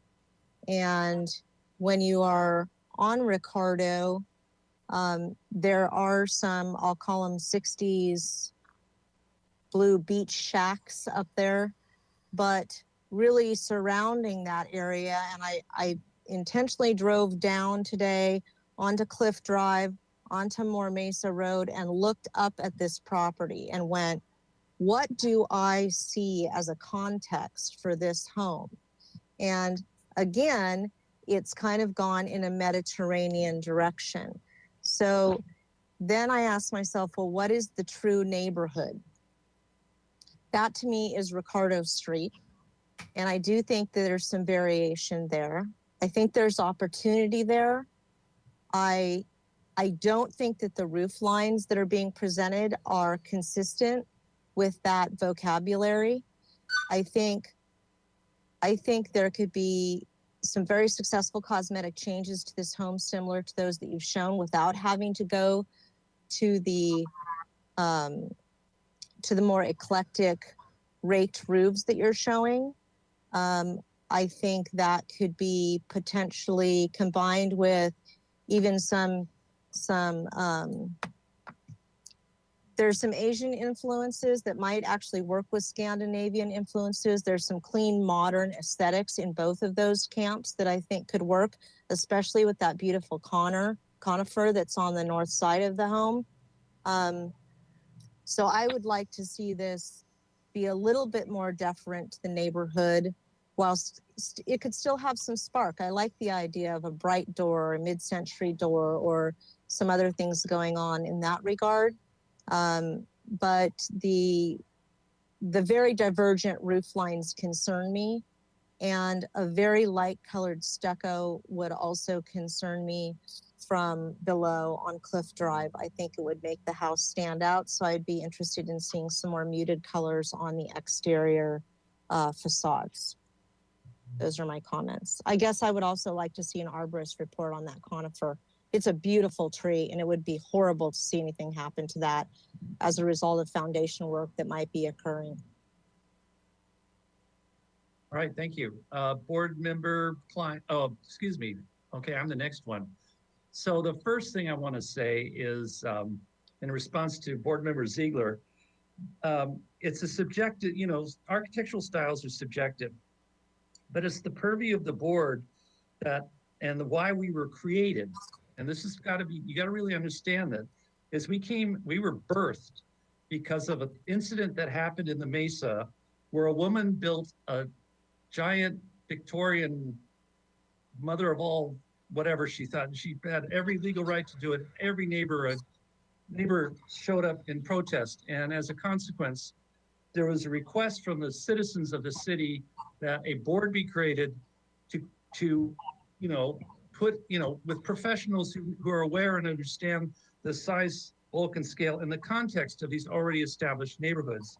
Because frequently people come into Santa Barbara with an expectation that their neighborhoods will be preserved. I argue that if you go to cities like Oxnard, you go to cities like Santa Maria, these are cities that do not have review boards. And the quality of the neighborhoods in those houses are such that they're not Santa Barbara. And that's kind of what makes Santa Barbara stand out. So I would just like to say that in that context.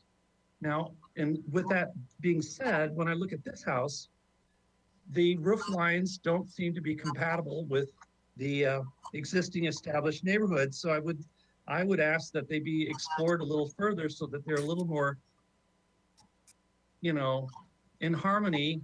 That's not a good word because I totally get where the architect's coming from. I understand the argument, but I really like the way how Board Member Kloss worded it in her way of describing how this could be a little more sympathetic of what the already existing neighborhood is, because it's just a little too, it just doesn't, I can't support it the way it's looking right now, I guess is my comment. So that's my statement. So I'll move it on to Board Member Motisha. Do you have any comments? Ms. Phillips, you're right that the area is eclectic, but I kind of, with our board, I always forget that same word. What is it, Brian? What is that word? A purview? That I agree with you. Our mission statement?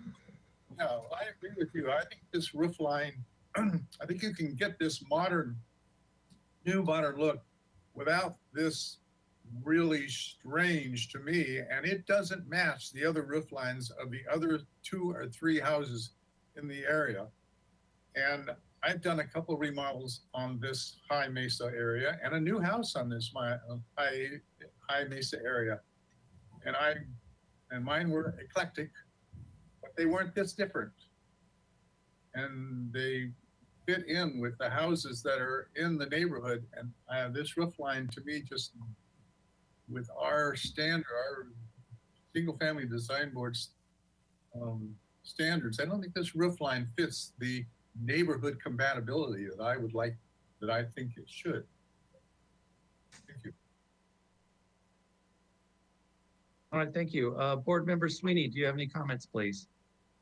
Yes, could we go to this view with the actual architectural elevation drawing, please?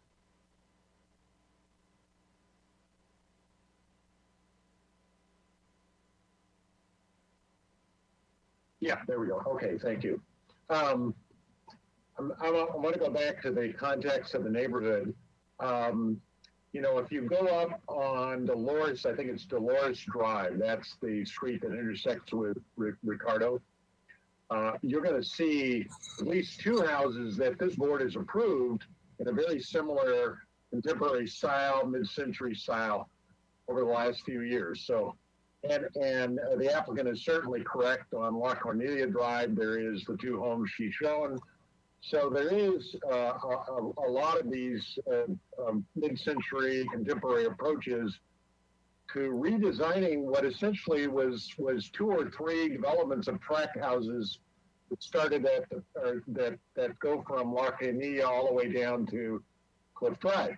In those days there were tract houses, and you got Model A, Model B, and Model C, and you got a choice between paint colors.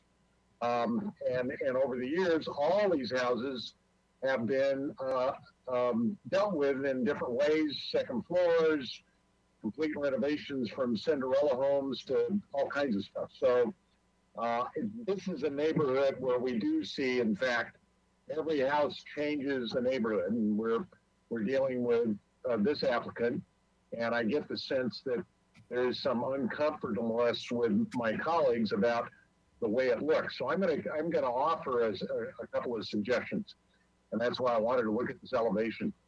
What you might consider doing is taking the rake eve lines of both the right and left side and making them come up and meet at a ridge point. leave your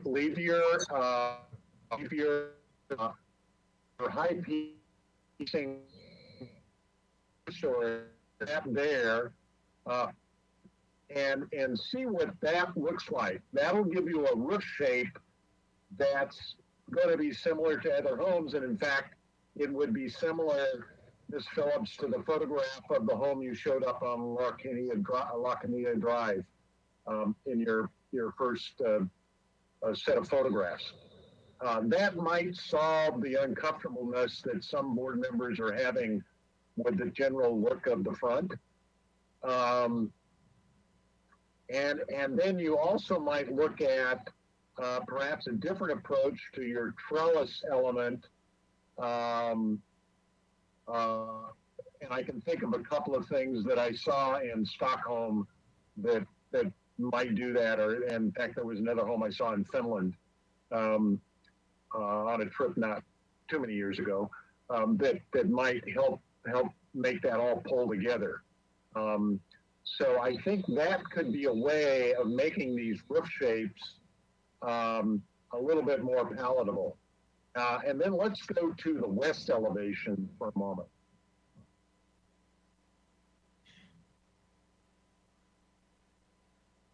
So again, what you might consider, and I know there's some structural and framing issues, but if you look at the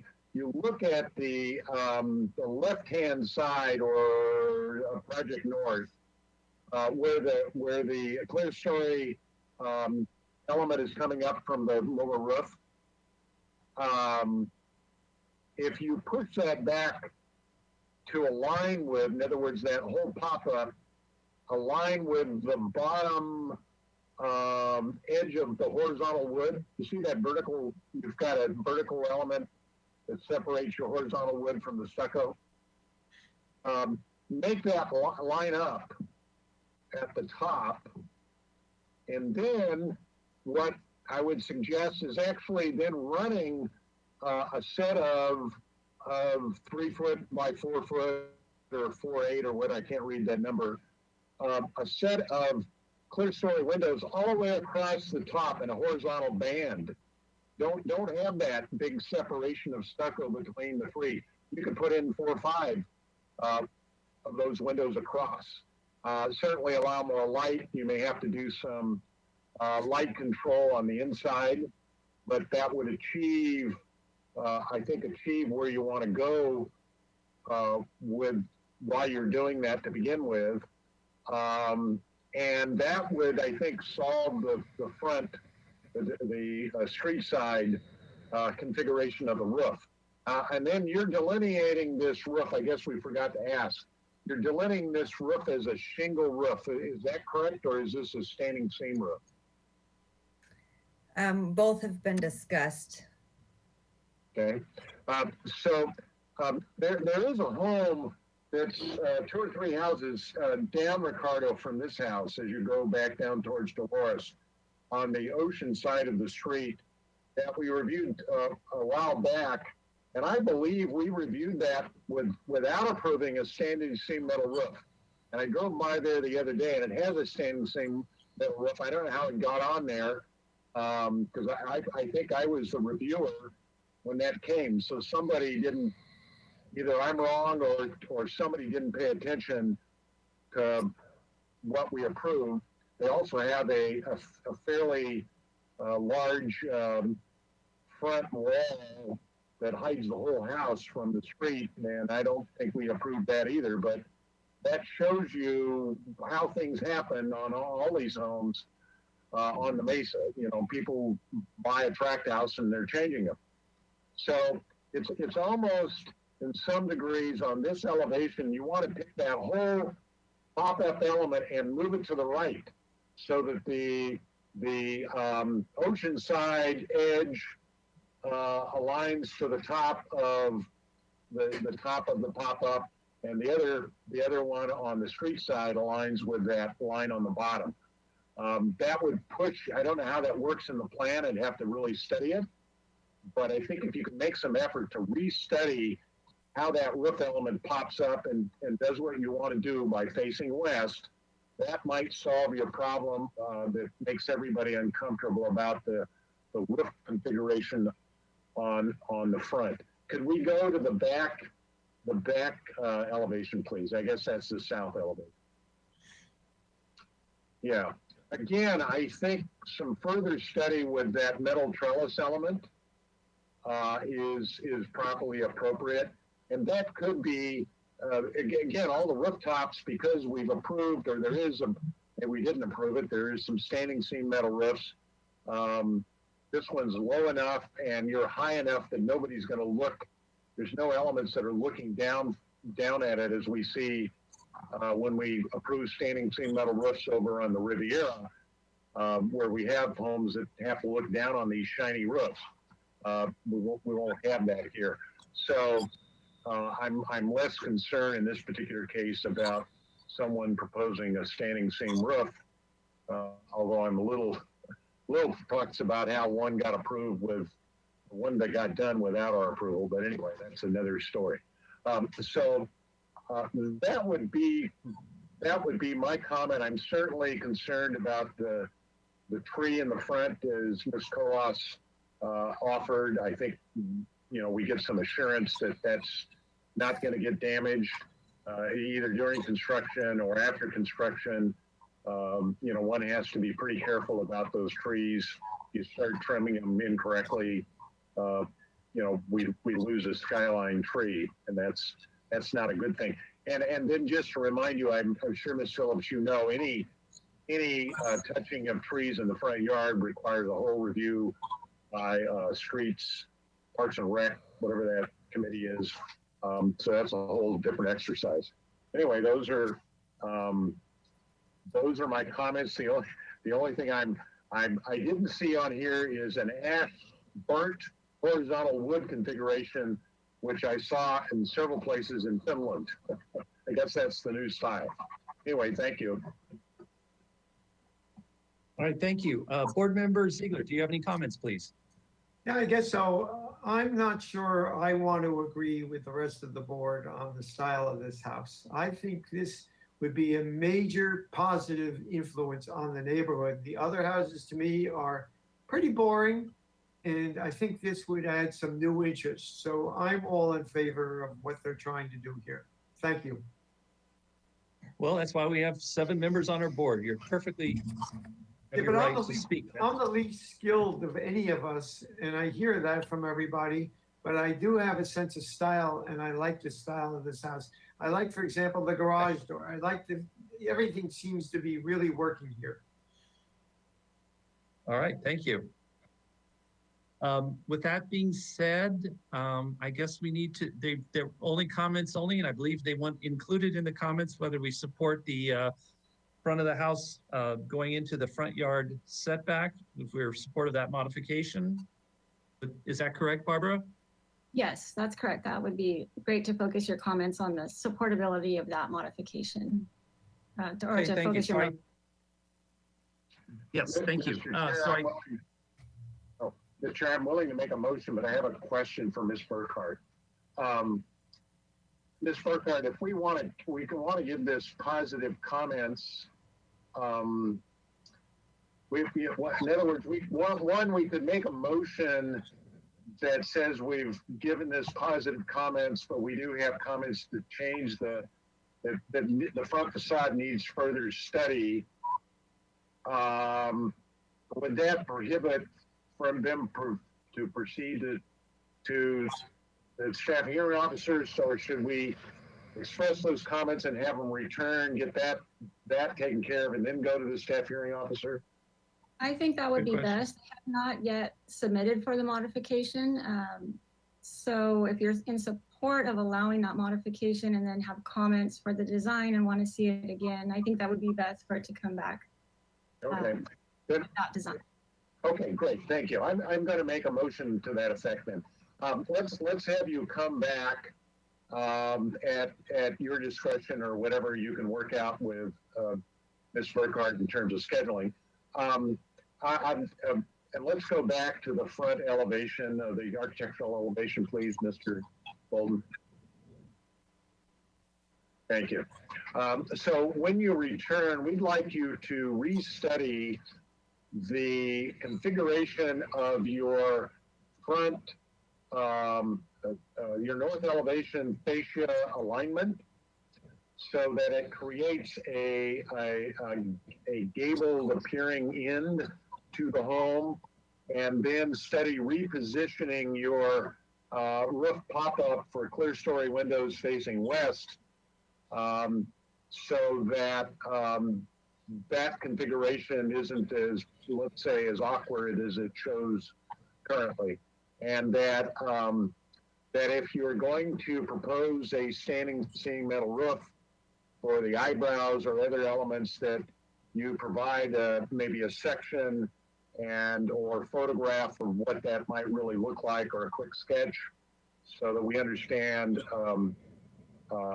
what that really is. And maybe the best way to do that is a wall section. That would be helpful.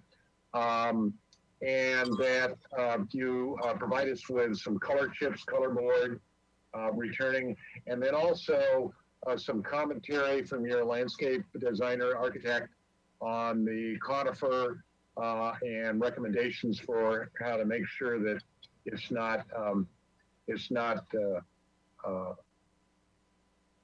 dealt with improperly during either construction or in its final phase.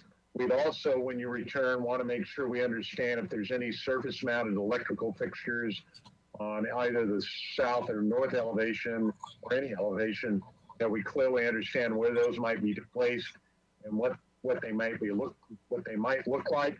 Again, because we have night sky compliance, and because this home is visible from other areas on the mesa, we want to make sure we're satisfied about potential night glow, and then just some resolution of how you're going to treat the existing retaining wall on the south elevation.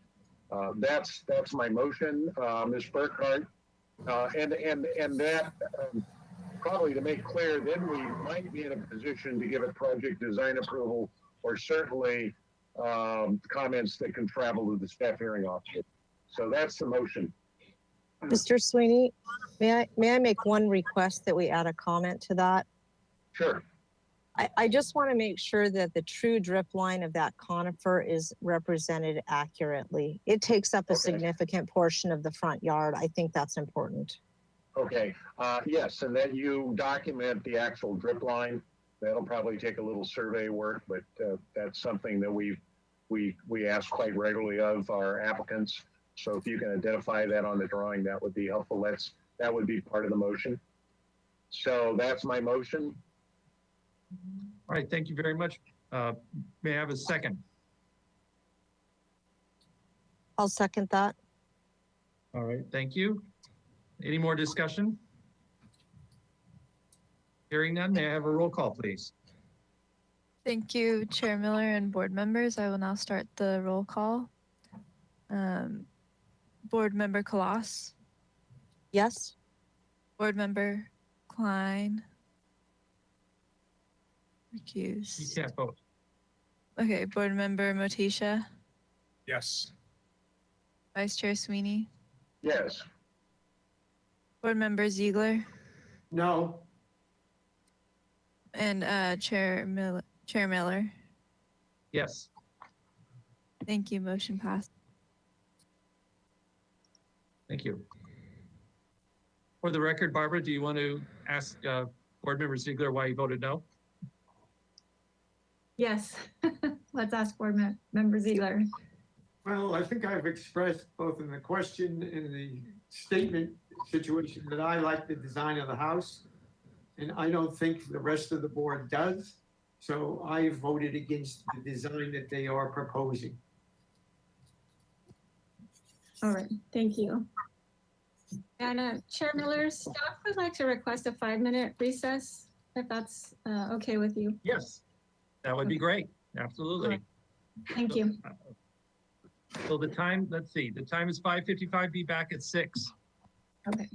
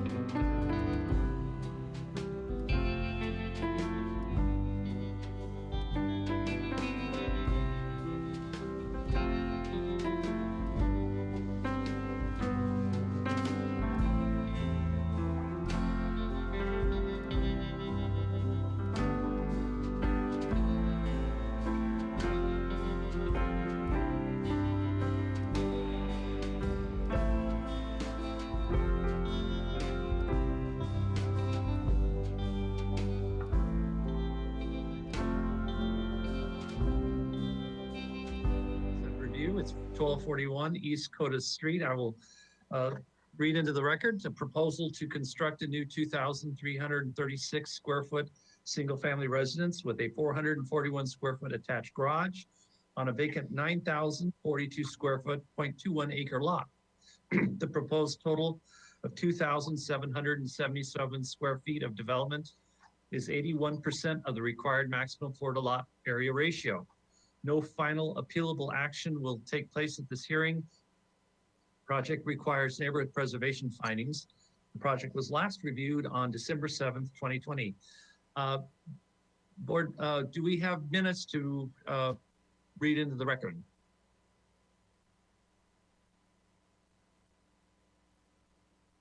Mr. Miller, Chair Miller, before this, Yes. before this item goes any further, I need to recuse myself from both items that are coming up on the agenda because I am an interested party and have financial interest in an adjacent parcel. So Okay. I'm going to recuse myself from both items. All right, thank you. And just to let you know, Board Member Kloss, traditionally, in the very beginning, under announcements, that's usually when we say that. So, but just to let you know, it's not critical, but That's at the very beginning of the meeting as opposed to the beginning of the item. traditionally, yeah, that's what we've done in the past. Yeah, but I don't know if it makes any Okay. difference. Thank you. Sure. Okay. All right. Thank you. Did we have minutes? And I guess my next question before we read the minutes on the record, if Vice Chair Sweeney has them, is are they still applicable? Mr. Chair, I think what we're seeing here is we now have a different designer than the last time. We have a Okay. new architect. That may be the only change. Is that correct, Mr. Shelton? Well, the buildings are changed, yes. Well, no. You were not the previous designer. Was okay. So I think we can go ahead and read the applicable minutes of our previous study. Okay, thank you. Board Member Sweeney, if you could be so kind? I'm looking for them. Says motion postponed indefinitely. I thought we had met once before, even prior to that, because we had a lot of conversation, I recall. Maybe not. Chair Miller and Vice Chair Sweeney, the project that follows this one was probably heard first. The last time you saw projects and has more comments, and then basically the same comments would have applied to this project. So you. I do recall that. Maybe we could look. Can we look at those comments? I know they have separate addresses, but they were being developed together. That might be quicker to jog everybody's memory. There we go. So the proposed design is incomplete. Provide concise rendering of the proposal for the house. Provide a site survey including topography and drainage. Provide sectional studies that show adjoining properties. Study the residential plan requirements of the city. Show architectural elements proposed in photographs on the drawings so that the board can be convinced it is in keeping with the neighborhood aesthetics and mission style architecture. 6, reduce the size of the home to at least 85% FAR. The proposed 95% FAR is not acceptable in a neighborhood consisting of smaller homes. That was taken on an action by Farrell, seconded by Motisha, passed on a 6-0 vote. Richards was absent, motion carried. Thank you. Thank you very much. And Mr. Shelton, are you the new architect for this project? Yeah, I am. Okay, great. Well, you have the floor. All right, thank you. Good afternoon or evening, everybody. Here we have a project that some friends are designing here, the owners. So I saw the last one and told them they needed help, and so that last one really wasn't worked out at all. So the first thing was this is to know that we have 2 sites here, so it's actually kind of designed together. And the first thing this shows is where the sites are. The last review, you couldn't figure out where it was. And so it's down this little driveway on Coda, which is hard to find. I pass it up all the time. But if you can find it, you can drive back there and see where these funny lots are between Coda and Diana Lane. So we're going to go through this first. I think the first one on the agenda is 1241, but you'll see a lot of 1239 also, as they had to be designed together to make sense. And then, how we're going to do it is go through all of this on 241 and then go to the 241 building alone. Then on the next review, it's the same review, except we're going to go to 1239 and look at that building in particular. So as you can see this, you can't see this from anywhere. You can see it from Diana Road. You can't see it from Coda Street. And the first thing that is a big difference than that other presentation was this lot has quite a bit of slope to it. And we'll go to the survey in a second, but you can see it slopes quite a bit from Santa Barbara East to Santa Barbara West, or almost north to south there. It's been reviewed with the fire department. This was lot split, or these lots were developed in 2004 or 5, somewhere in there. We met with the fire department out there, and they're satisfied with everything in the turnaround. As we go through this, you'll see a landscape design, just conceptual that we did. We will have a landscape architect and a civil engineer to do more, of course, a thorough plan. So we're going to first look at the blue lot. You come in from Coda Street and turn down to it, and let's go to sheet number 3, I believe. Okay, this is just a survey if you need to refer back to this. So we went and got a survey as you requested in one of your comments, and good thing we did. But the lot, you can see the road that's already developed, the driveway, all the way up to that 1241 right there. We're not doing anything to that, it's already in and engineered. Next drawing, please. Now this shows site plan and floor plans, and I guess roof plans too. You can perhaps enlarge just on the floor plan part if you can, or maybe that's fine. I'm sorry, why don't you go back to the 2 first? Let's talk about both of them. Okay. So as we come in from the north, or east-north, we come all the way down to 1241. And there's not a whole lot of places to put the garages. So we put the 2 garages right there at the front, and then have small doors, and are trying to play with the garage having to be in front. This house was, if you get back there and see the views, it's got an amazing view of the Riviera looking northwest as the Riviera wraps down towards the Mission.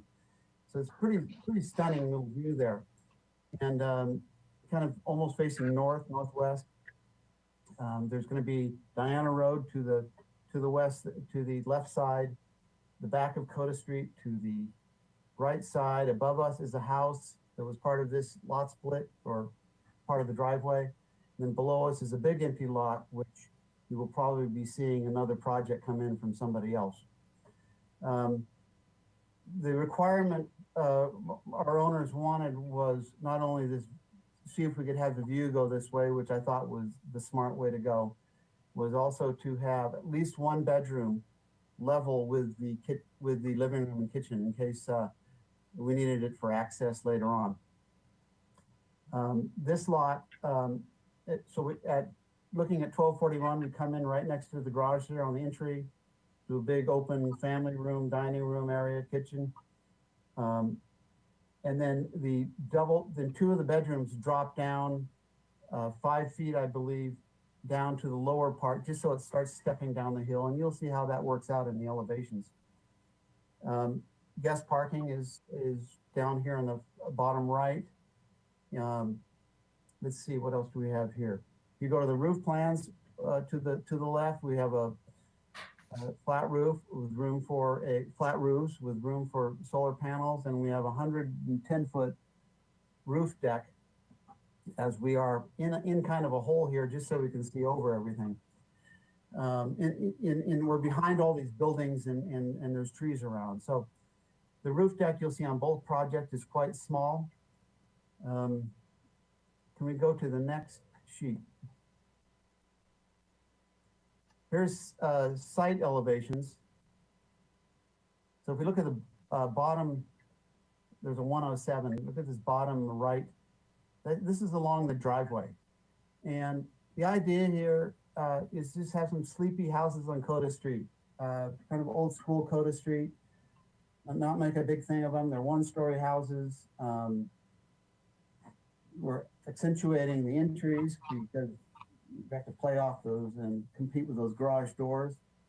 But the rest of it is very low-key. And,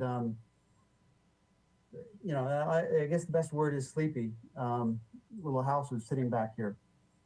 As you can see, the site starts to drop off on this house on the left, which is the 241. Once you merge to another elevation, we can talk about it. We're going to stay down here with 240. We'll stay the whole site first. Look at the one right above it. That's looking from the other side. And you can see the two bigger openings. Well, I guess we're talking about 241, but look at their big openings beneath that bougainvillea vine or some vine there. And that's where the main dining family room is. And the kitchen is the big window here. The blue pots march you up to that 110 square foot roof deck. Let's go to another elevation. Okay, the one straight above it is looking up at the house, up at the next house, 1239, the one we're going to be proposing. And you can see that the stairway I put there on the far left, that sort of is for two purposes. One, ceremonial to get up to the roof, but it also puts their living space one layer back farther. Now we'll be doing a lot of planting in between the two houses, but that sort of helps separate the two living spaces. Let's go to the next elevation. Let's go to the, okay, that's good. Where are we here? This is from the other house looking back at this 1241. And I left off the plantings so you can see it, but there will be plantings in there, so that wouldn't be right up front and center. Next elevation.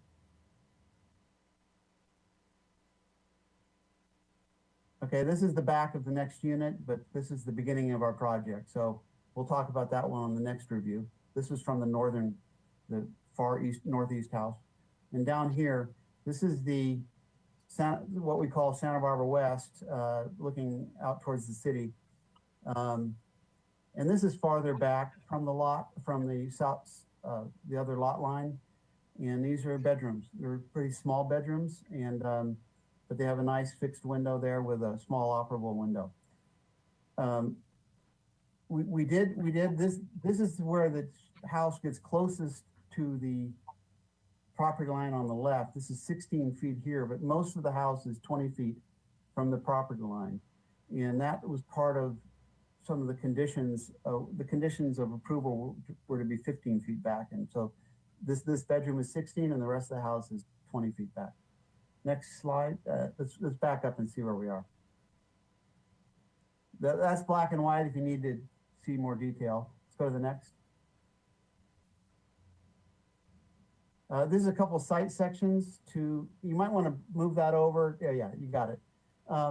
The bottom one is through 1241, the house we're looking at right now, and it shows on the right a house on Coda Street and the 16-foot roadway plus 3. I think we have 19 or 20 feet right there. Then it shows you the Diana Road houses down below in the ravine. If you look at the upper site section, it shows the existing house and the floor line of the existing house there. that's 12. I don't know the address, but it's on our same driveway, and it shows you the relationship of the houses as they step down. And we were trying to keep our house as low as we could. We cut it in a little bit for that neighbor as well. And the blue house, as you see, steps down even farther. It's got the 5-foot drop off for the double bedrooms in the bottom part, the lowest part. Let's go to the next slide, I think. Now, if you want to look at this house in detail, that's it. We just kind of went over those elevations, I believe. And then we can always come back, but let's go to the final house. This to show you, details. This basically shows you what we're planning is having all 12-inch walls with some tile eyebrows. Once again, real simple details here. We have a terracotta roof cap, a parapet cap. Something from Cal Pottery. It would be a, well fired, let's put it that way, as opposed to something that will fall apart. But it'll give it a nice clean line. Of course, we'll be concerned about the connection details. And then some handmade lamps that have ochre glass, if any glass on the side, and the light will be shining down. That's basically what we have for 1241. All right, thank you very much. Barbara, did we get any public comment? Thank you, Chair Miller. If you are attending by webinar and would like to comment on this item, please raise your hand by clicking the hand icon on your GoToWebinar control panel. While we wait for hands, Jillian, did we receive any written correspondence for this item? We did not receive any written correspondence for this item. Thank you. Right, thank you. I have one hand raised. I will call on Leslie Colas. Ms. Colas, I'm going to unmute you. Let's see. There we go. Your mic is live. You have 2 minutes to speak whenever you're ready.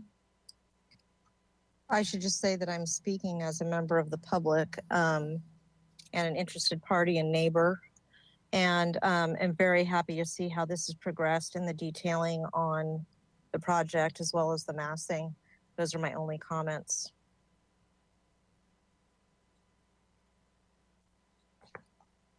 Thank you. We do have another hand raised. I'd like to call on Rick Grancolas. Let's see, I'm going to, Rick, you may need to unmute yourself. I think you're calling from a phone.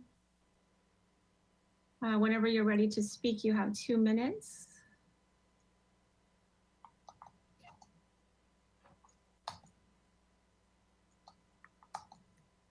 Rick Grancolas, you need to enter an audio pin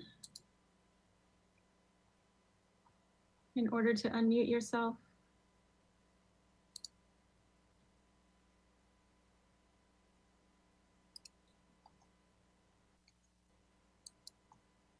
Okay, oops. I'm gonna unmute you. Great, your mic is live. You have 2 minutes to speak whenever you're ready. Okay, so my name is Rick Grancolas. We live at 1220 Diana Road. We are located behind the 241, and we are in the northwest corner. Main concerns here, privacy. We are located 15 to 20 feet below the building, the dwelling.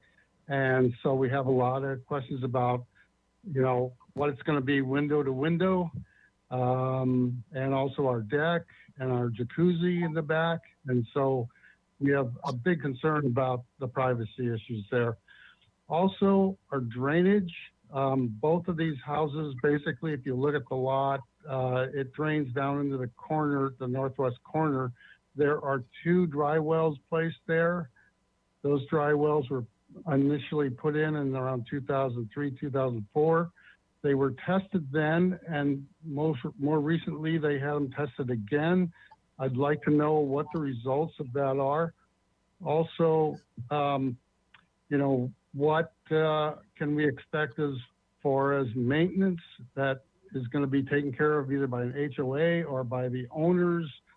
And we'd also like to know about sewage and how that's going to be handled, since there is no actual gravity flow to either Diana Road or Coda.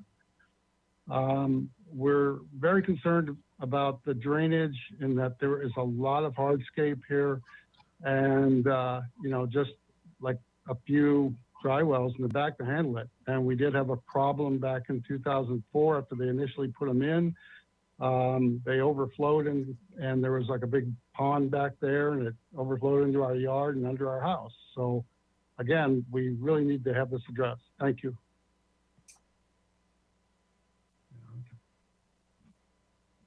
Okay, there are no hands raised, so I'll hand it back to you, Chair Miller. Thank you. All right, thank you very much. Moving it back to the board for questions, going down the list. Board Member Klein, do you have any questions, please?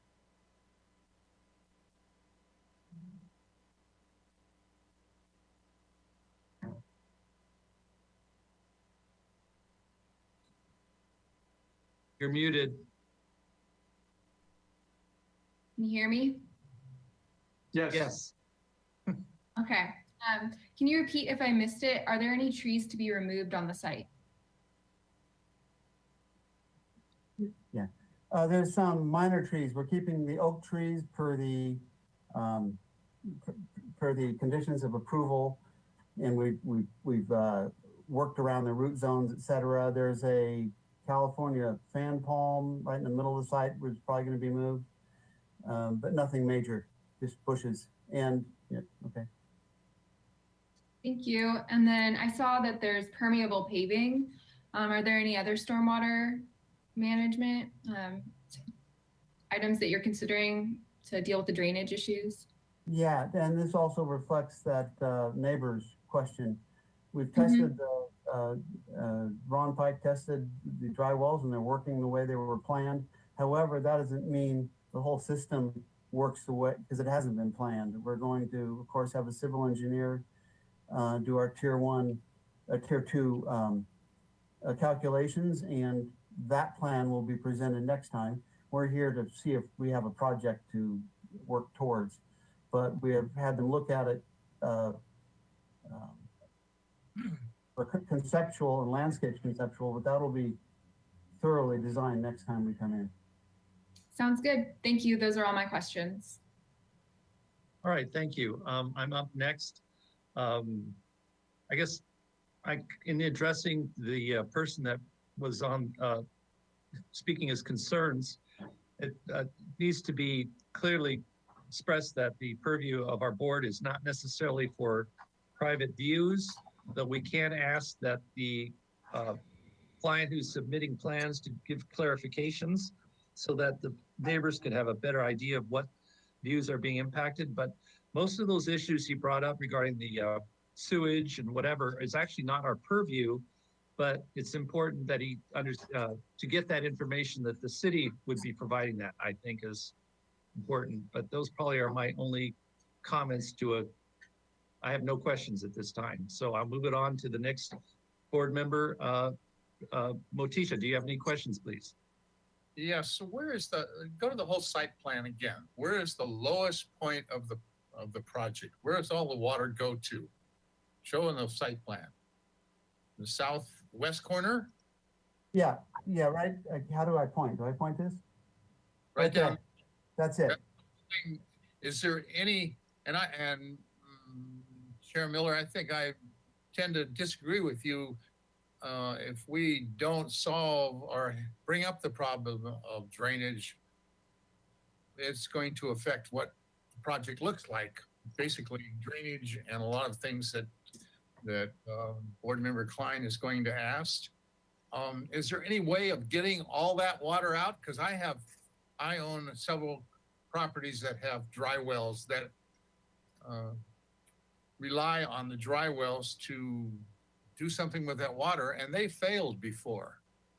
Especially when you're designing a new project with a lot of flat areas that are collecting a lot of water that is not going to drain into the ground, or even if it does drain into the ground, it's going to end up in that lower right or left-hand corner. And I think we just had somebody there complaining about all that water is now emptying on their property. Their property down, they said behind 1241. That's probably above lower point.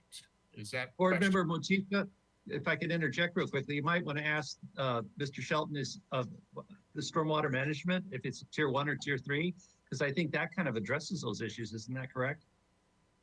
Not if you don't get the water out of the area.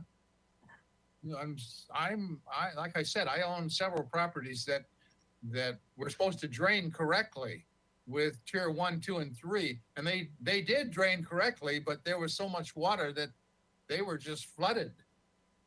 They were just overwhelmed, the properties around them, because of this same problem. We have a low point here with the water. The water just doesn't drain forever. It stops and it floods. We're talking about tier 3 on side of Hills property that the water, when it eventually gets to the surface, it has someplace to go. Well, this property does not have any place for the water to go other than that lower right-hand corner. And I think it's a big question here. Is it a question to me, or do you want me to answer? Yeah, you could answer it. Okay. Well, it's true. We will attack this with the civil engineer. Ashley Vance is going to be doing that for us. And just to let you know, these dry wells were put in for the development back in 2005. So we are now going to go to current tier 2 guidelines and design it to that. And it will be very difficult, like any of these hillside lots are. Almost impossible with the Santa Barbara's guidelines, as any architect knows here. So I put my faith in all these engineers, and they're going to help us out, come up with something graceful here that is going to work. But those dry wells were not designed for today's stormwater management. If we can use them in the proper way, we will do that. We'll see what comes up. Thank you. That's all my questions. I think I'll save my comments for later. Thank you. Board Member Sweeney, do you have any questions, please? Yes, Mr. Sheldon, do you have a Google Earth or an aerial photograph of the site or the general area? In the presentation, no, I should have. Okay. Do we have what I'm trying to figure out, I think you described, and I remember about being out at the site, there is a piece of property between this house and Santa Barbara West towards Deanna Lane. There's a piece of property between these two pieces of property and the properties on Deanna Lane. Is that correct, or is? Yes, that's correct. Why don't you go to the first sheet, sheet number 1, and you'll see how much it shows on there. But it suggests where it is. Yeah, you can see the vicinity map. But if you look at below the blue one is the property you're talking about. It's a big, beautiful piece of land, and there's an adobe on it about, I don't know. Yeah, no, we know about that property. Okay, this is a good place to be. We know about that property, and we actually approved 3 of the 4 houses. The adobe was reviewed by the HLC. So that project is in the building department or somewhere. So if I'm looking at this drawing, I see a vague outline of structures to Santa Barbara West, correct? Is that on my screen? It's hard to see, but I think it's on the drawing. There looks like there's 1, 2, 3, 4 houses that face onto Deanna Lane, correct? That's correct. Okay, so there is no property between those houses and this property. This property abuts the back end. Okay, that I just wanted to get clear of the relationship to the Deanna Lane homes. And And certainly, we are concerned about the privacy issues between homes. I think when you return, Mr. Sheldon, if you could just indicate on this drawing where window locations are and deck locations are on those homes, 1, 2, 3, look like 4. That just is helpful for the conversation with the public. We're not allowed to guarantee anybody's view from any window or any location on their site to this site. We are concerned as a board about trying to mitigate as much as we can privacy between two properties, but we're not allowed to tell people they can't have windows on their proposed project. So that's not something that we're able to do.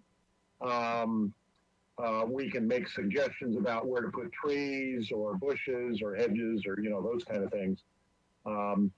But the fact is, when these homes were allowed to be parceled up back in whatever year you said, 2004, that was the time for neighbors to step forward and say, we can't have homes behind us. But now that it's improved, homes are allowed, and it's our job to position them as best we can. But we can't guarantee anybody's privacy issues. Certainly the issues of the storm drain has already been discussed, is an issue we're to look at as part of our review of Storm 2 or Storm 3 water management. But this board does not. The big difference is this board does not have any authority for enforcement. Enforcement of failed systems or enforcement of operation of systems or maintenance of systems, that purview, I believe, and Ms. Burkhardt or someone on staff can correct us, sits with the Public Works Department and the Building Department. We don't have that authority. We can't penalize someone if the thing doesn't work or it doesn't live up to the approved engineered drawings. This project, as you pointed out, Mr. Sheldon, will have a civil engineer, structural engineer. All of those things will be reviewed by the building official and the building department. They are the enforcement arm for these kinds of projects. That does not sit with this board. Let me then go very quickly. My last question, I think you had a couple of site sections that you showed, Mr. Sheldon, somewhere. Sheet 7. Yeah, there, okay. So just to be clear, I want to make sure I understand. So the top section that you've shown, that's the newer home or existing home that's at the end of that alley that comes off Dakota. And that's the site dropping down. I know you said you were going to probably move the, what was it, Keen Palm? There's a big palm tree there. Yeah, there's a palm tree about where the chimney is on the upper house. Okay, and are you gonna move that and reuse it, or is it just gonna go away? Well, we hadn't even got there yet. If you guys would like us to move it. Okay, that's fine. And then the lower section C, so the right-hand side is to the Dakota side, correct? Correct. Okay, and then the property line towards the Deanna side is, as you point out, that's the PL. So that distance between the property line and the face of the home, I thought you said was 20 feet, or was this the one that was 16 feet? We're showing the one that's 16. The rest of the house and the upper house is all 20. So this is the closest one is 16 feet. And then, Mr. Bolton, if you can move the picture so we can see the house to the left. Yeah. So, Mr. Sheldon, if I had a scale here, I could scale it, but I can't do that on a screen. What's the more or less the distance between the property line on your property to the face of the first structure I can't read this, 420, 20 Deanna Road. I can't read the number. We're gonna go measure it right now, but it looks like about 48 feet. Just So going like that. it's 48 feet, so it's a generous distance. It's a distance that we see all over the city of Santa Barbara, someone's backyard. My backyard, I'm looking out the window right now, is only about 25 feet away from my next neighbor's house. And so 48 feet, at least in residential, areas of the city, is probably fairly generous. But, we can look at it. I would hope that next time you come, Mr. Sheldon, if you could just include a Google Earth photo or an aerial photo of the general neighborhood. That's always helpful to explain relationships, particularly to folks that sometimes can't always read plans as well as we do. That we do it every day. So that was, anyway, thank you. All right, thank you. Board Member Ziegler, do you have any questions, please? I don't have any questions. Thank you. All right, thank you. Okay, moving back to the board for comments. Board Member Klein, do you have any comments, please? Yes, I appreciate the applicant really studying the heights to work with the site topography as best as possible, staying way below the height limit. I also think the materials are compatible with the neighborhood. And I look forward to seeing a landscape plan. All right, thank you. I'm up next. I guess I wanted to ask a question, Mr. Sheldon. Has there been a determination of the stormwater management for this project? Well, it's calculated at 2. We haven't got the official from Creeks, but civil engineer says 2, tier 2. Okay. All right, thank you. I love the style. I love the way that you framed it as sleepy little houses. I think it's a great way of describing these homes. So aesthetically and as size, bulk, and scale is concerned, I think this is appropriate for this location. It's an interior lot. It definitely complements the Santa Barbara style. And I think it would be a great asset to this neighborhood.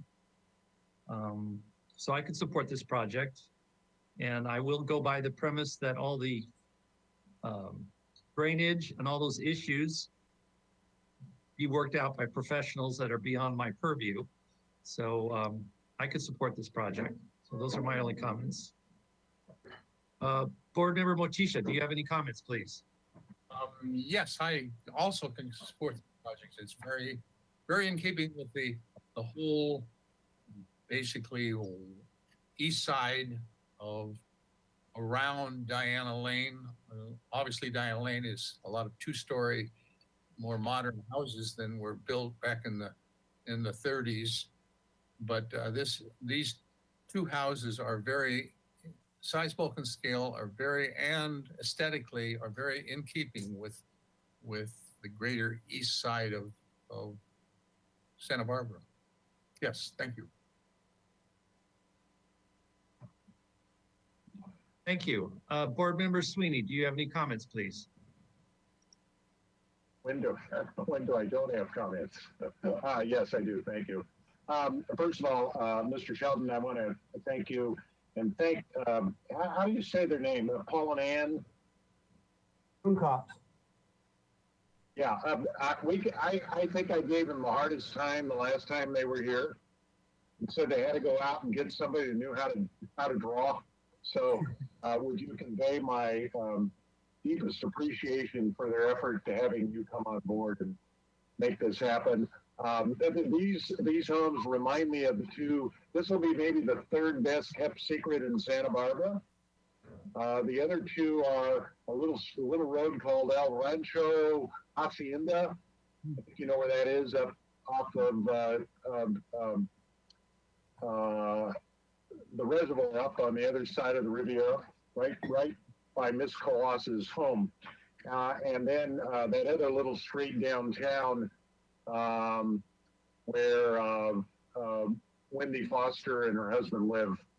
the hidden gems of Santa Barbara. So hopefully Paul and Ann won't mind too much when this gets built. And there's a lot of architects and tourists walking back down that alley to see these houses. So I think they need to be where they are. It's certainly, I agree with Mr. Motisha that they represent the best approach of architecture for the Coda Street neighborhood and the Deanna Lane neighborhood. And you're a nod to the designer, and I've forgotten his name, that developed Diana Road. You know, Jeff, you grew up here, you know who he is. Alfonso. Yeah, Delfonso designed, even though he wasn't a professional architect, he did a lot of important design work in our city. So I think this approach takes homage to all of those. So I look forward to getting to the next step. And I'm assuming the next step, now that we spent some time talking about this, is it comes back for project design approval. I'm sure Ms. Burkhardt will tell us. Thank you.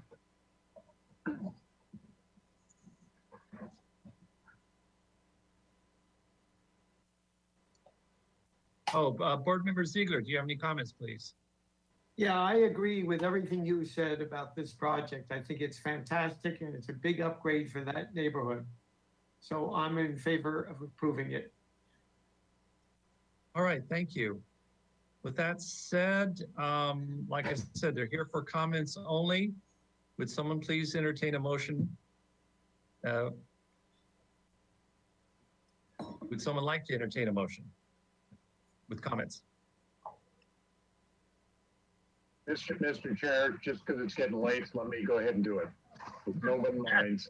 I will make a motion that we allow this project to proceed, coming back to us for positive comments to make a determination for project design approval at its next appearance as scheduled with the applicant. That the applicant, when they do return, have a little further information on the drainage, the general drainage approach, and confirmation on tier 2 or tier 3, and a little bit of understanding of how that will be handled on the site. That the applicant provide a aerial photograph so that we can determine the neighborhood context. When we do make our project design approval motion, we're able to describe the geometry and topography of the neighborhood, and that when the applicant returns, confirm the color palette that's been presented in the renderings. And I think that's the motion. Ms. Burkhardt, do we need to include anything else? No, I don't think so. That's great. That's my motion. And we should probably in the motion indicate that yes, the board is supportive of the design approach, and will consider ready to make project design approval at next visit. Thank you. Thank you, Mr. Sweeney. I have a question for Barbara Burkhardt. Do we, these two projects are in tandem. Do we need to go through the second project with this as well? I guess, or can this cover both of them? I think technically we should open that one and get public comment. Okay. All right. We can be quick, probably. I second the motion. Thank you. May I have a roll call, please? Thank you, Chair Miller and board members. I will now start the roll call. Board Member Klein. Yes. Board Member Motisha. Yes.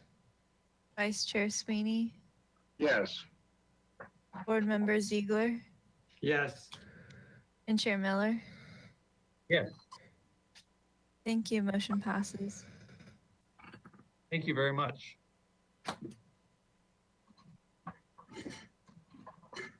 Okay, moving on to item 5, 1239 East Coda Street, continued item for concept review. Proposal to construct a new 2,069 square foot single family residence with a 441 square foot attached garage on a vacant 7,030 square foot, 0.16 acre lot. The proposal total of 2,510 square feet of development is 85% of the required max floor to lot area ratio. No final appealable action will take place at this hearing. Project requires neighborhood preservation findings. The project was last reviewed on December 7th, 2020. Minutes were reviewed from the previous project, so I believe we can go on. Or do you want to put this into the record as well? I think it's okay. We had it up on the screen. It's been read into the record previously. We do just need a quick presentation, and then we can do public comment and speak. We have public comment for this project. You want me to say anything here? Not until after Barbara opens it up to the public. Okay. No, Mr. Miller, you need to let the applicant share any additional information for this project and then public comment. Okay, I guess I'm trying to rush through things here. Yes, Mr. Shelton, Okay, please share your project. just so it's official, we're talking about the green lot this time. And that's the first lot, 1239. And we're gonna get to the driveway. You'll see it. We can go right to our 1239 plans if you would like. I'd also like to say at this point, if that neighbor or any neighbors want us to meet with them and to look at their privacy issues, I'm glad to do that. And we could plant along that property line as appropriate. Our neighbors generally like privacy too, so it goes both ways. And I think something can be worked out. Sometimes it's hard to be snooping around neighbors and taking pictures over their fence to look at their windows. You get in trouble that way. So if they could contact us through Barbara or however they get a hold of us, that'd be great. We can meet them at the site. This 1239, anything in particular on this one, once again, this one didn't even meet my owner's wish in that in trying to keep the building dropping with the site. This garage comes in at this location. You have to kind of ramp down on the outside to get into the house. Looks like 1, 2, 3, 4 steps. So, but then the whole floor is on one level. So that's the advantage here. The guest parking is sitting right there, which actually gives us more room between the neighbors. We took advantage of that. And once again, there's really, if you ever go to the site, go take a look at the view from where we're proposing the patio. Is looking up at the Riviera as it goes towards the Mission. Not a very complicated house, very small bedrooms, and once again planting between us and the house we just talked about, and then planting along this line towards Diana, depending on what the neighbors want and what maybe an arborist might suggest with that oak tree, which we're staying away from. So we provided the 20 feet as required in the conditions of approval back in 2004, and the living room is even another, looks like 15 feet back. So I think we've done as good as we could do at the site.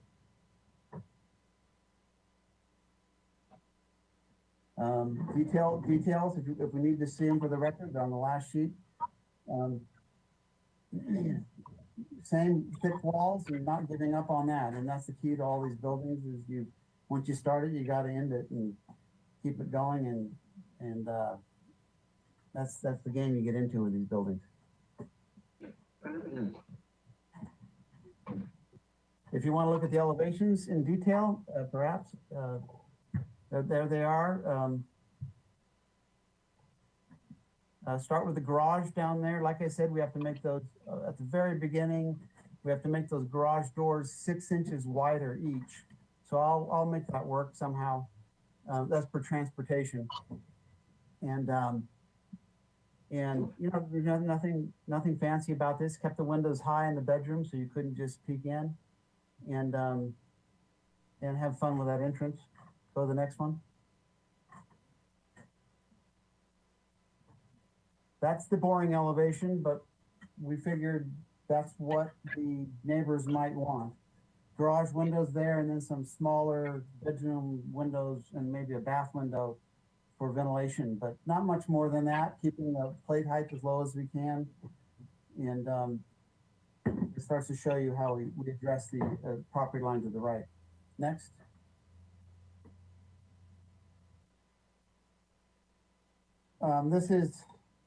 This is their living area to the right with those, it looks like a wisteria over the top of it.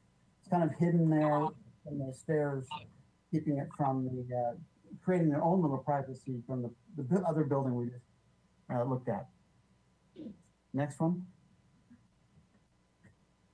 And this, I think we showed you before also. This is looking from the 1241 site, looking up at this building.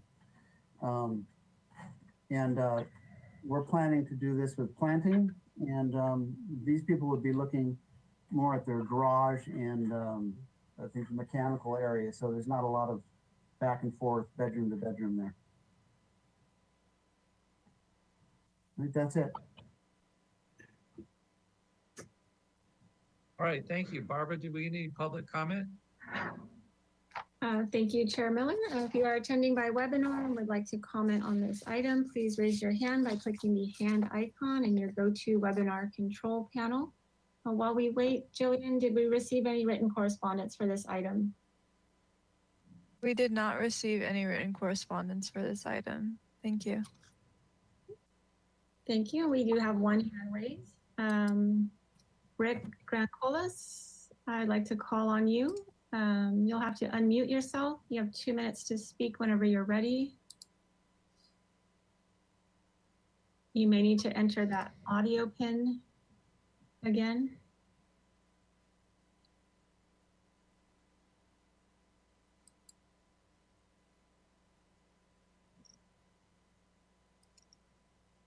I'm sending you that audio pin. You need to enter it to unmute yourself.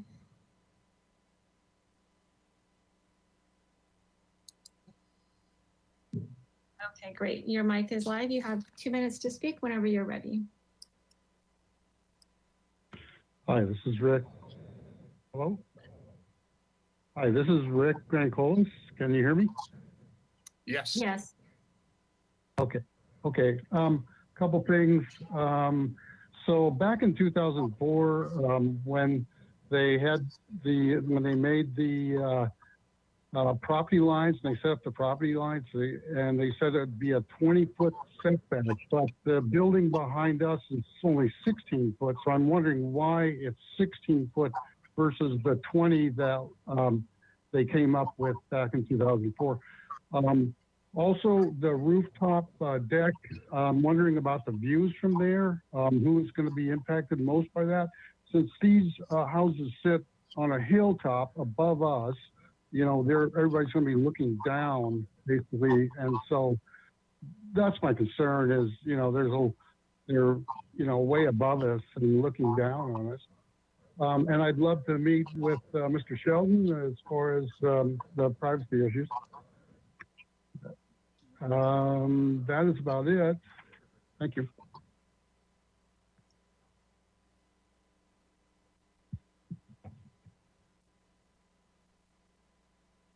Okay, there are no further hands raised, so I'll hand it back to you, Chair Miller. Thank you. All right, thank you. I'll bring it back to the board for questions. Board Member Klein, do you have any questions, please? No questions. All right, thank you. I have no questions at this time. Board Member Motisha, do you have any questions, please?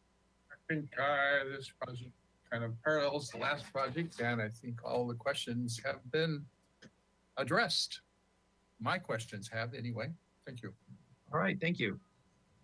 Board Member Sweeney, do you have any questions, please? No questions. Thank you. Board Member Ziegler, do you have any questions, please? I guess I do. Does this property have any drainage issues that 1214 had, which seemed to be material? And I'm wondering if their material on this property as well? Same, we're gonna do the stormwater management in tandem here to make everything work. Okay. So,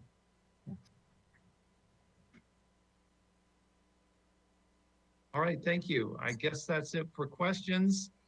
Would someone please entertain a motion? And if I want to put it out there, Board Member Klein, would you like to try at it? Fred doesn't have to do it again. Or anybody. Mr. Chair, you need to procedurally just ask if there's any comments by board members before you make a motion.